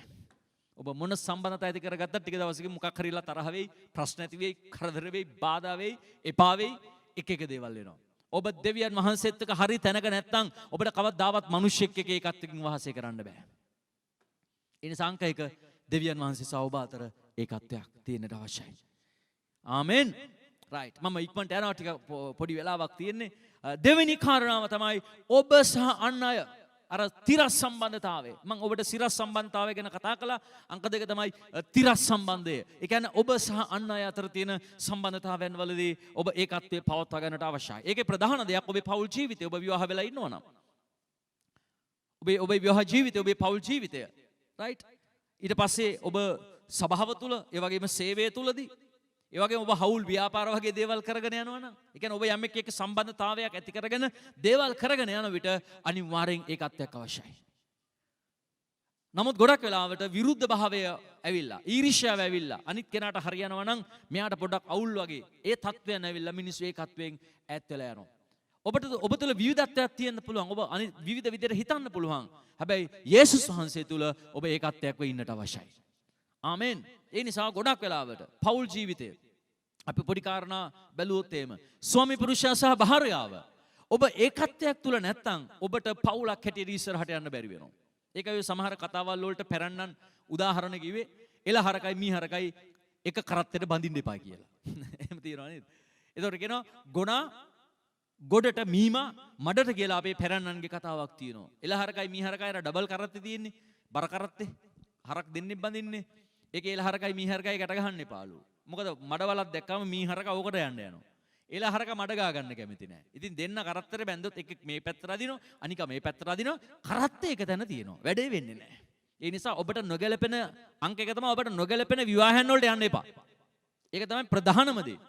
රයිට්? පෞල් ජීවිතයකට ඇතුල් වීම. ගත කරන්න ඉස්සලා ඇතුල් වෙන්නවනේ නේද? ඉතින් ඔබ පෞල් ජීවිතයට ඇතුල් වීමදී ඔබේ දරුවෝ හරි පෞල් ජීවිතයකට ඇතුල් කරන්න යන විට නොගැලපෙන විවාහයන් වලට දාන්න එපා. අනේ මේ සමහර අම්මලා කියන්නේ කෙල්ල බරක්. මොන බරක්? ඒ කරේ තියන් ඉන්නවද කියන ළමයි? ඔයාලට දුවෙක් ඉන්නව නේද? කරේ දින්නේ ගෙදරින්ද? එහෙනම් බරක්ද? කියන්න එපා එහෙම. ගෑනු ළමෙක් ඉන්න ගමන් අම්මලා කියන දෙයක් තමයි මේ බරෙන් මං නිදහස් වෙන්නේ කවද්ද? මගෙනුත් ඇවිල්ලා කියන අනේ පාස්ටර් කවුරු හරි හොයලා දෙන්න මේ බරෙන් නිදහස් වෙන්න ඕන. ඉතින් මම අහනවා කරේ තියන් දින්නේ කියලා. ඔබ විවාහයකට ඇතුල් කරන විටම දරුවන් ගැන ප්‍රවේශම් ගැන නොගැලපෙන විවාහන වල දාන්න එපා. ජීවිත ඉවරයි. ජීවිත විනාශ වෙනවා. ඊට දැන් අපි දෙවනුව අරගත්තොත් ඔබ විවාහ වෙලා ඉන්නවා නම් දන්නවද ඔබ ඔබේ ස්වාමි පුරුෂයා නැත්නම් ඔබේ භාර්යාව සමග ඒකත්වයක් තුල ඉන්නට ඕන. ඒ ඒකත්වය තමයි ඔබේ පවුල ඉදිරියට ගෙන යන්නේ. එතකොට විරුද්ධවාදී වුණොත් ඔබ විවිධයි. දැන් කාන්තාව ගත්තාම වෙනම කෙනෙක්, පුරුෂයා ගත්තාම වෙනම කෙනෙක්. එතනත් දෙවියන් වහන්සේ විවිධත්වයක් තියලා තියෙනවා. කාන්තාවගේ පුරුෂයාගේ ඇඟ ඇතුළේ තියෙන හෝමෝන් එක පවා වෙනස්. ඊස්ට්‍රජන්, ටෙස්ටෙස්ටරෝන් මේ අණුව වෙනස් වෙනවා. සිතුවිලි, අදහස්, සිතන පතන ගතිගුණ ඔක්කොම වෙනස්. කාන්තාව හා පුරුෂයා. අපි ඉගෙනගෙන තියෙන කිරිපැණි පාඩමේ මේවා. හැබැයි විවාහය තුල ඔබ ඒකත්වයකට එන්නට අවශ්‍යයි. මට කොහෙන්වත් ඇහුන්නේ මේ ආමෙන් කියලා එකක්. අමාරුයිද ආමෙන් කියලා කියන්නේ ඒකට? ඒකත්වයකට. එතන නෝනා කියන්න බල අනේ පාස්ටර් මේ මිනිහට කොච්චර කිව්වත් ඒ අහන්න. මනුස්සයා කියන්න බල මගේ නෝනාට කොච්චර කිව්වත් අහන්නේ නැහැ පාස්ටර්. ඒක නෙවෙයි ඒකත්වයේ කියන දේ ඔබ තේරුම් ගන්නට අවශ්‍යයි. ඒකයි මම මුලින් ත්‍රිත්වයේ ඒකත්වය ගැන ටිකක් කතා කරලා හිටියේ. ඉතින් ඔබට මේක නැවත දේශනාව අහන්න ඕන නම් වෙන වෙලාවක ඔබ ආපහු අහන්න. මේක දැන් අන්තර්ජාලයේ තියෙනකොට අහන්න පුළුවන්. ඒ නිසා පෞල් ජීවිතය තුල ඒකත්වය වැදගත්. ඒක ඔබගේ දරුවන්ට සහ මුළු පවුලට බලපානවා. එතකොට පුරුෂයා එක කතාවකුත් භාර්යාවකටත් වෙනත් කතාවක් තිබුණොත් ඉස්සලාම විනාශ වෙන්නේ දරුවෝ, ඊට පස්සේ විනාශ වෙන්නේ පවුල. ඔවුන්ගේ අනාගතය. පුරුෂයා එකක් කියනවා, බිරිඳ වෙන එකක් කියනවා. එතන වෙන දේ මහ විනාශයක්. ඒතර ඒකත්වයක් නෙමෙයි. මම ඒකයි කිව්වේ දැන් යේසුස් වහන්සේ පියාණන් වහන්සේ කැමති යේසුස් වහන්සේව කුරුසෙට යවන්න. හැබැයි යේසුස් වහන්සේ කියන ඒක කරන්න බෑ. ඕන එකක් කරන්න කුරුසෙට යන්න බෑ. මුහුදට පයින්නම්. පැනලා මැරෙන්නම්. හරිද? කෝච්චියට බෙල්ල දියන්නම්. අර මොකද සින්දුවක් තියෙන්නේ නේද? හැබැයි කුරුසෙට නම් යන්න බෑ කියලා යේසුස් වහන්සේ මේ ඔලිව ගහක් යටට ගිහලා කික අඬ හිටියේ නෑ. යේසුස් වහන්සේ කිව්වා බෑ. හැබැයි ඒකත්වයක් නේ. මම කරන්නම්. ඔබේ කැමැත්ත කරන්නම්. බෑ. හැබැයි කරනවා. එයි අපි ඒකත්වයක් හින්දා. ඔබට පැහැදිලිද ඒකත්වය කියන දේ? බෑ. නමුත් කරනවා. එයි ඒකත්වයේ බිඳ ගන්න බෑ. අපි එක්කෙනෙක්. දැන් විවාහයේදී ස්වාමි පුරුෂයා ස්ත්‍රිය දෙන්නේද? එක්කෙනෙක්. ඒක තමයි ඒකත්වය කියන්නේ. ඒතර ඒකත්වයේ තුල බෑ කියලා දෙයක් නෑ අනේකා වෙනුවෙන්. කොඳුරන්න, මුමුණන්න, විවේචනය කරන්න ඔබට කිසි අයිතියක් නෑ විවාහයක් තුල. ඔබ බැඳිලා ඉන්නවා දෙවියන් වහන්සේ ඉදිරියේ ඒකත්වයකට. ඔබට පැහැදිලිද මං කියන එක? එහෙනම් හයියෙන් ආමෙන් කියමුද? ඔබ බැඳිලා ඉන්නවා ඒකත්වයකට. එකිනෙකාට විරුද්ධ මත අදහස් එළියට දාන්න බෑ. විවිධත්වයක් තියෙන්න පුළුවන්. ඒක ඇත්ත. හැබැයි විවාහය තුල ඔබ ඒකත්වයක්. ආමේන්. ලස්සන මැබිල්ලක් දෙවියන් වහන්සේගේ. එතන තමයි සාර්ථක පෞල් ජීවිතය. දැන් විරුද්ධවාදී මත එනවා නම් දැන් ස්වාමි පුරුෂයාව භාර්යාව වෙන එක හරි විවේචනය කරනවා. ස්වාමි පුරුෂයා ඉඳගෙන බිරිඳ ගැන කාත් එක්ක හරි විවේචනය කරනවා. ඒතකොට ඔබ කොහොමද පවුලක් ගත කරන්නේ? ඔබට වැඩේ කරන්න බෑ. ඇයි ඒකත්වයක් නැහැ. එවිට ඔබේ තීන්දුව, තීරණ, අදහස්, ඔබේ පවුල ගැන දරන අදහස්, ඔබේ දරුවන් ගැන අනාගතය ගැන ස්වාමි පුරුෂයා කියන අපි මේ ඉස්කෝලේට පුතාව දාමු, දුවව දාමු. බිරිඳ නෑ ඒක හරියන්නේ නැහැ. මේකට දාන්න ඕනේ කියලා. ඒතකොට උතර ප්‍රශ්න ඇති වෙනවා. ඕව තමයි මේ ඒකත්වයක් නැතිවීම තමයි පෞල් ජීවිතවල ගොඩක් වෙලාවට ගැටුම්කාරී තත්වයන්, ඒ වගේම ප්‍රශ්න ඇති වෙන ස්ථානයක්. ඒතර බයිබලයට අපි එන්නට ඕනේ එපිස 5 වෙනි පරිච්ඡේදයේ එද්දී ස්වාමි පුරුෂයා හිසව ඉන්නවා, බිරිඳ ශරීරයව ඉන්නවා. බිරිඳගේ හිස ස්වාමි පුරුෂයා, ස්වාමි පුරුෂයාගේ හිස යේසුස් වහන්සේ. ඉතින් මෙන්න මේ මූල ධර්මයේ අනුව පවුල ගොඩනැගෙන විට ඒකත්වයක් තුල පවුල් ජීවිතය ඉස්සරහට යනවා. ආමෙන්. ඒකයි මම කියේ බයිබලයේ බලන්න ඕනේ. නැත්තම් ජීවත් වෙන්න හම්බෙන්නේ. දේව වචනය අපිට ඕනේ. එතකොට ස්වාමි පුරුෂයා ඉදිරියේ බිරිඳ යටහත් වීම හා ස්වාමි පුරුෂයාගේ ප්‍රේමය කියන තැන ඒ පවුල ඒකත්වයකට එනවා. ඒක තමයි මූලධර්මයේ විවාහ ජීවිතය තුල. ස්වාමි පුරුෂයාගේ ආදරය, බිරිඳගේ යටහත්කම. එතන ඒකත්වයේ ගොඩනගෙනවා. දෙන්නේ හැබැයි ඒකත්වයකට පත්වීම විවාහයයි. දැන් විවාහයක් හිටනින්ද තියෙන හින්දා මම මෙතන ඒ දේශනාව කරන්න යන්නේ නැහැ. ඒක එදාට කරන්න. ඔබ මේව අහලා තියෙනවා. ඒ වගේම සභාව තුල වැඩ කරන විට ඒ වගේම ඔබ යම් කෙනෙක් එක්ක යාළුවෙක් එක්ක වෙන්න පුළුවන්. ඔබේ ආයතනයේ බොස් එක්ක වෙන්න පුළුවන්. ඔබ ආශ්‍රය කරන විට, කතා බහ කරන විට, ඔබ වැඩ කරන විට ඔබ ඇතුලේ ඒකත්වයක් තියෙන්නට අවශ්‍යයි. විරුද්ධ මතයක් තියෙන්නට බෑ, විවේචන තියෙන්නට බෑ, නැති තැන අගුණ කියන්නට බෑ. එහෙම වුණොත් ඒක ආරංචි වෙන විට ඒකත්වයන් බිඳ වැටෙනවා. දේවල් ප්‍රශ්න තියෙනවා නම් කෙලින්ම කතා කරලා ඒකත්වය ආරක්ෂා කරගන්නට අවශ්‍යයි. යේසුස් වහන්සේට බෑ කුරුසෙට යන්න. හැබැයි පියාට කතා කළා. මට බෑ කරන්න. හැබැයි ඔබගේ කැමැත්ත මම කරනවා. ඒ නිසා තමන්ට තියෙන සම්බන්ධතාවයන් වල ඒකත්වයේ බිඳ වැටෙන තැන් වලට තමන් එනවනම් හොඳම දේ අදාළ කෙනත් එක්ක සාකච්ඡා කරලා ඒකත්වයකට පත්වීමයි. ආමේන්. නමුත් ඒ වෙනුවට මිනිස්සු කරන්නේ නැති දන්න විවේචනය කරලා බැනලා ඒකත්වයකින් ඉන්නවා වගේ පෙන්නනවා. ජේසු පීඨයි.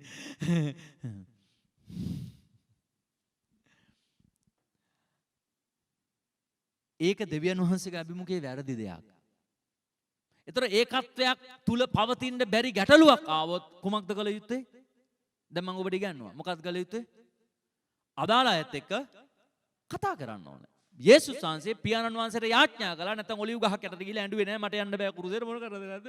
යන්නම් කියලා තමයි මේ වුණාට ඉතින් කොහොමද කිව්දි මං කොහොමද යන්නේ කියලා කෑ ගැහුවේ නැහැ. කෙලින්ම යේසුස් වහන්සේ පියාණන් වහන්සේට යාඥාවක් කරනවා. මේක අමාරුයි. නමුත් මම කරනවා. ඔබේ කැමැත්ත කරන්නයි මම ඇවිල්ලා ඉන්නේ. අන්න ඒකත්වය. ඉතින් මේක ඔබේ පෞල් ජීවිතේට ගේන්න මේ මූල ධර්මය.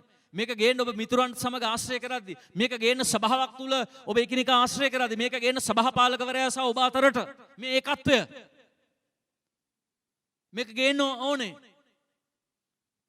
මේ ඒකත්වය අපි ඉන්න හැම තැනකට මේක ගේන්න ඕනේ. මේ ඒකත්වය මේ ත්‍රිත්වයේ ඒකත්වය, ඒක තමයි අපේ උදාහරණය. ඒක අපි ගේන්න ඕනේ අපේ ජීවිතවලට. ඒක ගේන්න ඕනේ අපේ පවුලට. ඒක ගේන්න ඕනේ අපේ සේවයට. ඒකත්වය බෑ. නමුත් ඒකත්වයක් වන පිණිස මම කරනවා. එහෙම නැත්තම් ඔබ සාර්ථක කිතුණුවෙක් වෙන්නේ නැහැ. ඒකත්වයක් නැත්තම්.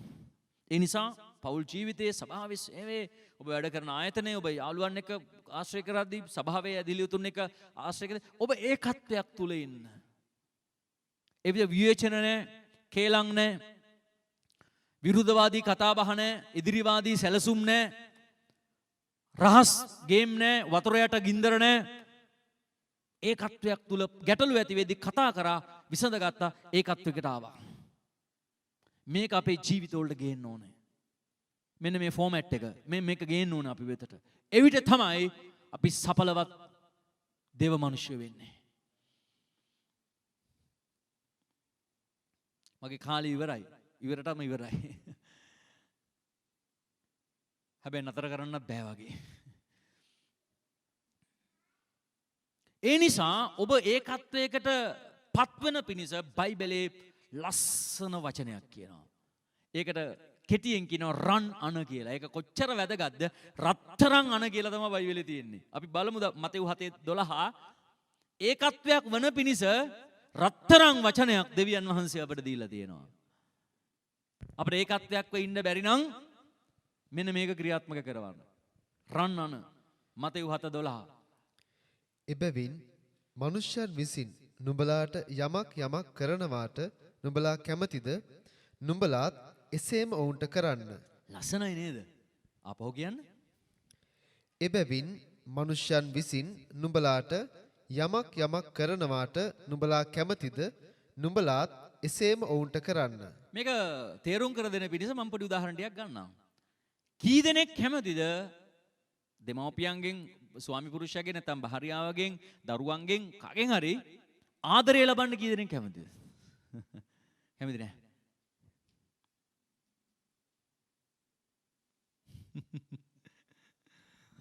ගොඩක් අයගේ අංශක 90ට ඉස්සෙන්නේ. ඕක 180 මුස්සන්න. හරිද? 90 ඉස්සෙන්නේ. ඔබ ගොඩක් අය කියනවා නේද? අනේ මට එයා ආදරේ නැහැ. මේක විවිධ පුද්ගලයන්ව තියලා කියනවා. මම ප්‍රශ්නයක් අහන්නම්. ඔබ එයාට ආදරේ කරනවද? ආමෙන්. ඔබ ආදරය ලබන්න නම් බයිබලේ මොකද කියන්නේ? මනුෂ්‍යයන් යමක් ඔබට කරනවට ඔබ කැමති නම් ඔබත් ඒ දේ කරන්න. ඔබට ආදරය ඕන නම් ඔබ මොකක්ද ඉස්සෙල්ලා කරන්න ඕනේ? ආදරය කරන්න. කී දෙනෙක් කැමතිද ගුටි කන්න? කොවත්. කී දෙනෙක් කැමතිද කවුරු හරි කනට ගහනවා නම්? කොහොර මෙච්චර ඉස්සෙච්ච මොකුත් නැහැ. එහෙමනම් ඔබ අන් අයට ගහන්න එපා. දැන් ඔබ කැමති නැති දේ ඔබ අන් අයටත් කරන්න එපා. තව ප්‍රශ්නයක් මේ ගොඩක් තියෙනවා. ප්‍රධාන දේවල් වගේ ටිකක් අහන්න. කී දෙනෙක් කැමතිද ඔබ නැති තැන ඔබ විවේචනය කරනවට? කොහොත් කොහොසම්. කී දෙනෙක් කැමතිද ඔබ නැති තැන ඔබ ගැන අගුණ කියනවට, කතා කරනවට? කැමතිද? එක්කෙනෙක් ඉන්නවා කැමති, මම දන්නවා ඔයකට හේතුව මොකද්ද කියලා. මොකද දන්නවා එයා දන්නවා ඔක ආශිර්වාදයක් කියලා. ඔබ නැති තැන මිනිස්සු ඔබට බයිනවට කැමති නැත්නම් ඔබත් මිනිස්සුට බයින්න එපා උන් නැති තැන.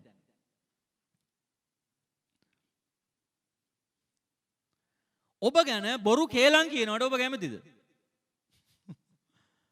එහෙනම් ඔබත් ඒක කරන්න එපා. මිනිස්සු යමක් ඔබට කරනවට කැමති නම් ඒ දේවල් ඔබ කරන්න. කී දෙනෙක් කැමතිද තෑග්ගක් හම්බෙනවට? දැන් අත ඉස්සෙන්නේ නැද්ද ඒ පාර? කී දෙනෙක් කැමති තෑග්ගක් හම්බෙනවට? කැමති නැහැ. මම නම් කැමති. මට මේ අත උස ගන්න විදියක් නැහැ මයික් එකකින්ද. ඔබ තෑග්ගක් ලබන්න කැමති නම් ඔබ මොකද කරන්න ඕනේ? ඔය අත ඉස්සුවේ නැත මේකයි. තෑග් දෙන්න කැමති නෑ ඒකයි. ඔබ දෙන්න කැමති නැත්නම් ඔබ ලබන්නෙත් නෑ. මිනිස්සු යමක් ඔබට කරනවා කැමතිද? කියන්නේ ඔබට මිනිස්සෙක් තෑග්ගක් දෙනවට ඔබ ආස නම් කැමති නම් ඔබ මොකද්ද කරන්න ඕනේ? යට තෑග්ගක් දෙන්න. මිනිස්සු ඔබ ගැන හොඳ කියනවා දකින්න කැමති නම් ඔබත් මිනිස්සු ගැන හොඳ කියන්න. රයිට්? ඔබ මිනිස්සුන්ව විවේචනය කරොත් මිනිස්සු හෙට ඔබ විවේචනය කරනවා. අද ඔබ මිනිස්සුන්ව කපලා දැම්මොත් හෙට මිනිස්සු ඔබව කපලා දානවා. මේක තේරුම් අරගන්න. ඔබ ගැන හොඳ කියන්න කැමතිද මිනිස්සු? එහෙනම් ඔබ අන් අය ගැන හොඳ කරන්න. මේක රන්නන. දැන් ඒකත්වයක්ව ඉන්න හොඳම දේ මේක. මොකද්ද? අනිත් කෙනා ඔබට කරන්න කැමති දේවල් ඔබ ඔහුට කරන්න. ආමෙන්. මේවා තේරෙනවද දන්නේ නැහැ. තේරෙනවද මේක කියන දේ? තේරෙනවා උඹට හයියෙන් ආමෙන් කියලා කියන්නේ.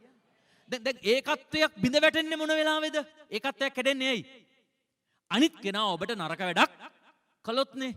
ඔබ ගැන අගුණ කිව්වොත්, වැරදි කරොත්, ඔබට බෑන්නොත්, ඔබ නැති තැන විවේචනය කරලා ඔබ යා විවේචනය කරනකොට ඕක මොකෙද අහන්නේ? දෙමෙලිච්චෙක් අහනවා. ඊට පස්සේ දෙමෙලිච්චා බට්ටිච්චට කියනවා. බට්ටිච්චා කාක්කට කියනවා. කාක්කා පරවියට කියලා ඔබටත් එනවනේ ඔක ඔබේ කනට. හරිද?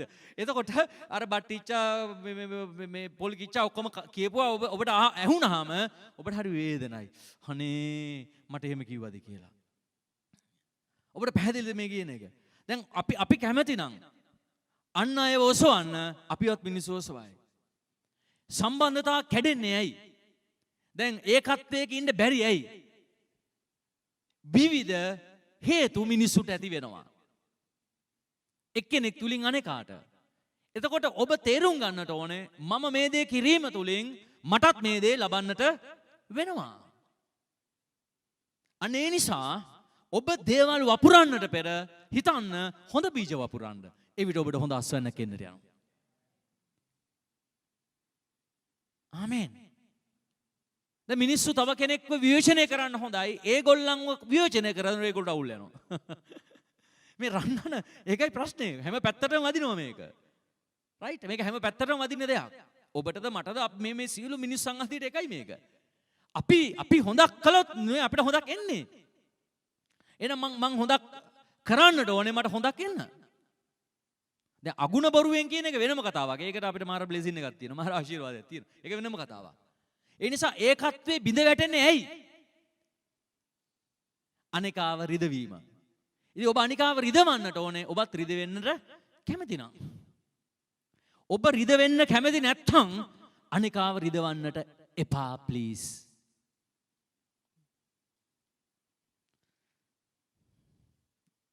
ඒකයි කියන්නේ මිනිස්යන් යමක් කරනවාට ඔබ කැමතිද? ඒ දේ විතරක් ඒගොල්ලන්ට කරන්න. ඔබ රිදෙන්න කැමති නැත්නම් දෙයියනේ අනිත් එවුන් රිදවන්න එපා. මං දෙයියන්ට නෙමෙයි කිව්වේ. එතුමාගෙන් නාමෙන් කිව්වේ. නේද? ඔබ වේදනාව විඳින්න කැමති නැත්නම් අනිත් මිනිහෙකුට වේදනාවක් දෙන්න එපා. ඒකයි මේ කියන්නේ. මිනිස්සු යමක් ඔබට ඔබ සතුට මිනිස්සු ඔබ සතුටු කරනවට කැමති නම් ඔබත් අන් අයව සතුටු කරන්න. මේක ගොඩක් හිතන්න මේක මෙනෙහි කරන්න හොඳ වචනයක්. මේ ගෙදර ගිහලා මෙනෙහි කරන්න. ඔබ මොනවද එහෙනම් සම්බන්ධතාවයන් වලදී කළ යුත්තේ? අගුණ කියන එකද, වැරදි කියන එකද, බොරු කියන එකද, විවේචනය කරන එකද, බයින එකද? එහෙම කරොත් ඔබටත් ඒකේ ප්‍රතිඵල එනවා දවසක. එහෙම නැත්තම් ඔබ කළ යුත්තේ මොකක්ද? මිනිස්සුන්ව උසස් කරන එක, ඔසවන එක, ඔසවලා කතා කරන එකයි. ආමේන්. හලෙලූයා.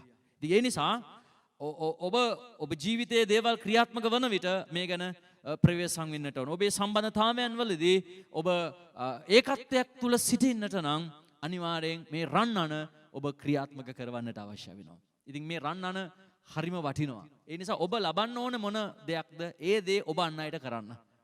ඒක තමයි දේ. ඔබ කැමති නැත්නම් දුක් විඳින්න අනිත් අයට දුකක් දෙන්න එපා. ඔබ ආදරය ලබන්න කැමති නම් ඔබ ආදරය කරන්න. ආදරය නොකර ආදරයක් ලබන්න බෑ.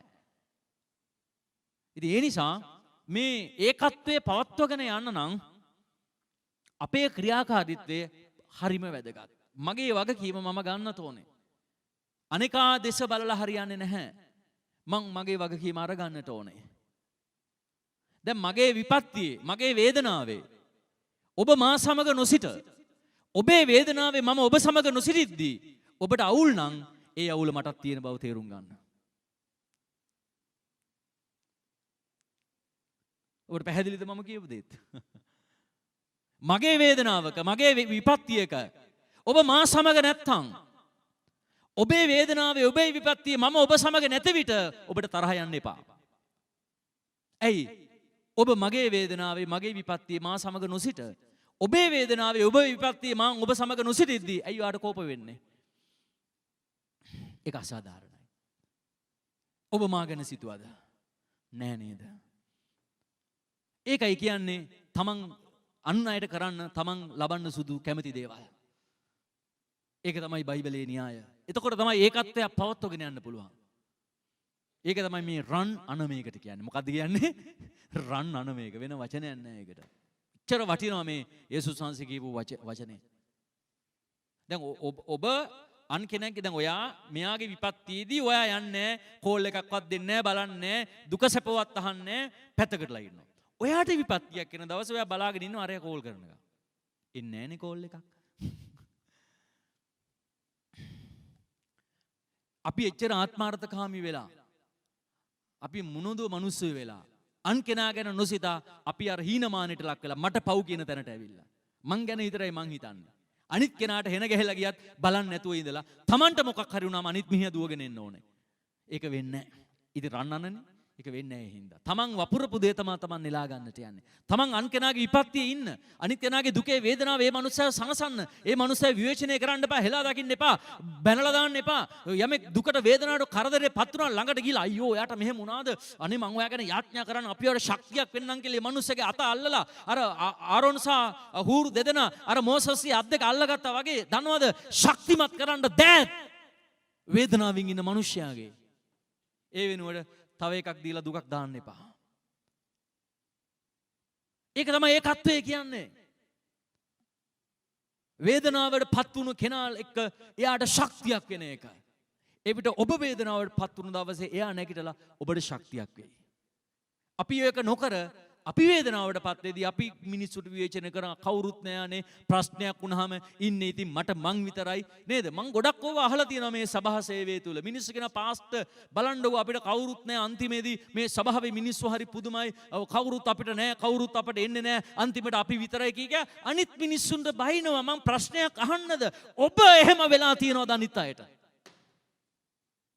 මල ගෙදරකදී වුණත් මම කියනවා ගොඩක් අර එන්න මේ මිනිස්සුන්ගේ අවසාන කටයුතු වල සම්බන්ධ වෙන්න එන්න මිනිස්සුත් එක්ක ඉන්න එන්නේ නැහැ පලාතේවත්. හැබැයි ඒ අදාළ අයට ප්‍රශ්නයක් ආපුවාම බයිනවා කවුරුත් එන්නේ අපිට උදව් කරන්න. එන්නේ නැහැ රන් අන එහෙමයි. අනේ ඒ නිසා ඔබට යමක් ලබන්න කරන්න ඔබ කැමති නම් ඒ දේ අන් අයට කරන්න ඉස්සර වෙලා.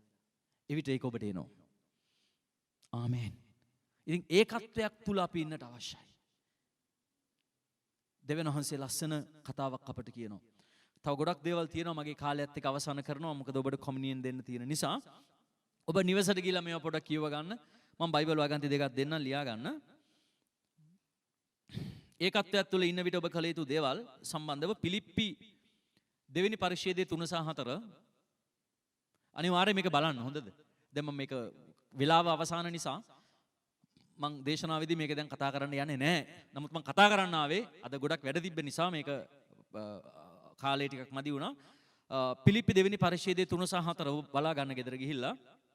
ඒ වගේම පළවෙනි කොරින්ති 8 වෙනි පරිච්ඡේදයේ 9 සිට 13 දක්වා. වැදගත් කතාවක් එතන කියනවා අපි ඒකත්වයකට එන්න නම් මෙහෙම කරන්න ඕනේ කියලා. පළවෙනි කොරින්ති 8 වෙනි පරිච්ඡේදයේ 9 සිට 13 දක්වා. ඒ වගේම පළවෙනි සාමුවෙල් 20:17 පළවෙනි සාමුවෙල් 20:17 දාවිද් සහ ජොනතාන් අතර තිබුණ ඒකත්වයේ සම්බන්ධ වෙතන කතා කරනවා. මම අවසාන වචනේ විතරක් අපි දැන් කියවමු. ආමෝස් 3:3. මෙතනින් අපි අවසන් කරන්නට යනවා. ආමෝස් 3:3. එතන ආමෝස් කතා කරන හැටි ලස්සන කතාවක්. ඒකත්වයේ සම්බන්ධව අපි ඒක සමන් දෙමු. ආමෝස් 3 වෙනි පරිච්ඡේදය 3 වෙනි වගන්තිය. දෙදෙනෙක් එකඟ වුණොත් මිස නැත්නම් එක්ව යනවා ඇද්ද? දෙදෙනෙක් එකඟ වුණොත් මිස නැත්නම් එක්ව යනවා ඇද්ද? ඔබට පැහැදිලිද? ඒ කියන්නේ ඒකත්වයක් තිබුණොත් විතරයිලු එක්ව යන්න පුළුවන්. නැත්නම් වෙන් වෙනවා. ඒ නිසා දෙවියන් වහන්සේගේ අරමුණ බලාපොරොත්තුව ඒකත්වයකට පත්වීමයි. ආමේන්. ඒතර සභාවක් තුල තමයි මේ දේ දකින්න පුළුවන් එකම තැන. ඒක මම ඔබට මුලදිත් කිව්වේ අපි දෙවියන් වහන්සේ අපිව මවලා තියෙන විවිධත්වයක් අනුව. මම ආස කෑම තව කෙනෙකුට ආස නැහැ. මම ආස පාට තව කෙනෙකුට ආස නැහැ. එහෙම නේද? ඒ වගේ අපි විවිධත්වයක් තුල ඉන්න ඒක හරි. ඒකට අපි ගරු කරන්න ඕනේ. අනිකාගේ විවිධත්වයට අපි ගරු කරන්න ඕනේ. විවේචනය කරන්න හොඳ නැහැ. යමෙක් මේ කළු පාටට කැමති නම් අපි කියන්න ඕන අම්මෝ කළු පාට ඩ්‍රැගියුලා ඇඳගෙන ඉන්නෙත් කළු ඇඳුම කළු කියන්නේ ආපෝ කළු වර අන්ධකාරයේ යක්ෂාත්ම ඔය කළු පාටටද කැමති කියලා. ඒකට සමාන උදාහරණ ඕන තරම් තියෙවි. හැබැයි එහෙම කියන්න ඕනේ නැහැ. අපි එයාට ගරු කරන්න ඕන. ෂා නියමයි. ඔය ආස කළුද? නියමයි. ලස්සනයි. තමන් ආස සුදු වෙන්න පුළුවන්. ඉතින් එයා කළු ආස කෙනා සුදු ආස කෙනාට නියමයි. සුදු ලස්සන පාට. ගරු කරන්න, විවිධත්වය අගය කරන්න නියමයි. හැබැයි ඒකත්වයක් තුල ජීවත් වෙන්න. ආමේන්. විවිධත්වය අගය කරන්න, වෙනස අගය කරන්න. අපිට කියන්න බෑ චයිනීස් මේ බලන්නකො අන්දේ වගේ කරගෙන ඉන්නේ කියලා. හරිද? ඔවුන්ගේ විවිධත්වය අපි අගය කරන හරි ලස්සනයි ඔවුන්. ඔවුන් අපේ දේශවල මේ කළු පාටට අපේ හැම කොහොමද කියලා චයිනීස් අපිව විවේචනය කරන ඔවුන් අපිව අගය කරයි. අපි මේක දේව මැවිල්ල. අපි විවිධත්වය අගය කරමු. හැබැයි ඒකත්වය තුල ජීවත් වෙමු. හැමෝම කියන්නේ විවිධත්වය අගය කරමින් ඒකත්වය තුල ජීවත් වෙන්න. ආමේන්. එනිසා දෙවියන් වහන්සේ අපට කිතුණු මාර්ගයේ අපට උදා කරලා තියෙන ප්‍රධාන දෙයක් තමයි ඒකත්වය. අපේ උදාහරණයේ ත්‍රිත්වය. ඒ වගේ ඒ ත්‍රිත්වයේ ඒකත්වයේ එකඟකම අපි ගේන්න ඕනේ අපේ පුද්ගලික ජීවිතවලට අපේ පෞල් ජීවිතවලට අපි විවිධාකාර සම්බන්ධතා තියෙන විට ඒ ත්‍රිත්වයේ එකඟකම ඒ ඒකත්වය අපි අපේ ජීවිතේට අරගන්න අවශ්‍යයි. ආමේන්. මොකද අපේ එකම ආදර්ශය යේසුස් වහන්සේ. ඒ වගේම රන් අන. ඉතින් ඔබ නැවත නැවත මේ දේශනාව අහන්න දෙවියන් වහන්සේ ගොඩක් දේවල් ඔබේ ජීවිතේට කතා කරයි. ඒ නිසා දෙදෙනෙක් එකඟ වුණොත් මිස නැත්තම් කවදාවත් එක්ව යන්න බෑ. ඒ නිසා ඒකත්වය එකඟකම තමයි ඔබේ ජීවිතේට ආශිර්වාදයක් වෙන්නට යන්නේ.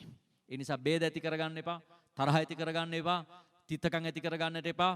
ඒකත්වයකට පැමිණෙන්න, එකඟකමකට පැමිණෙන්න. ඒක තමයි ඔබේ දිවි ගමනේ ඉදිරිය සාර්ථකත්වය ඔබට ගේන්නේ. ආමේන්.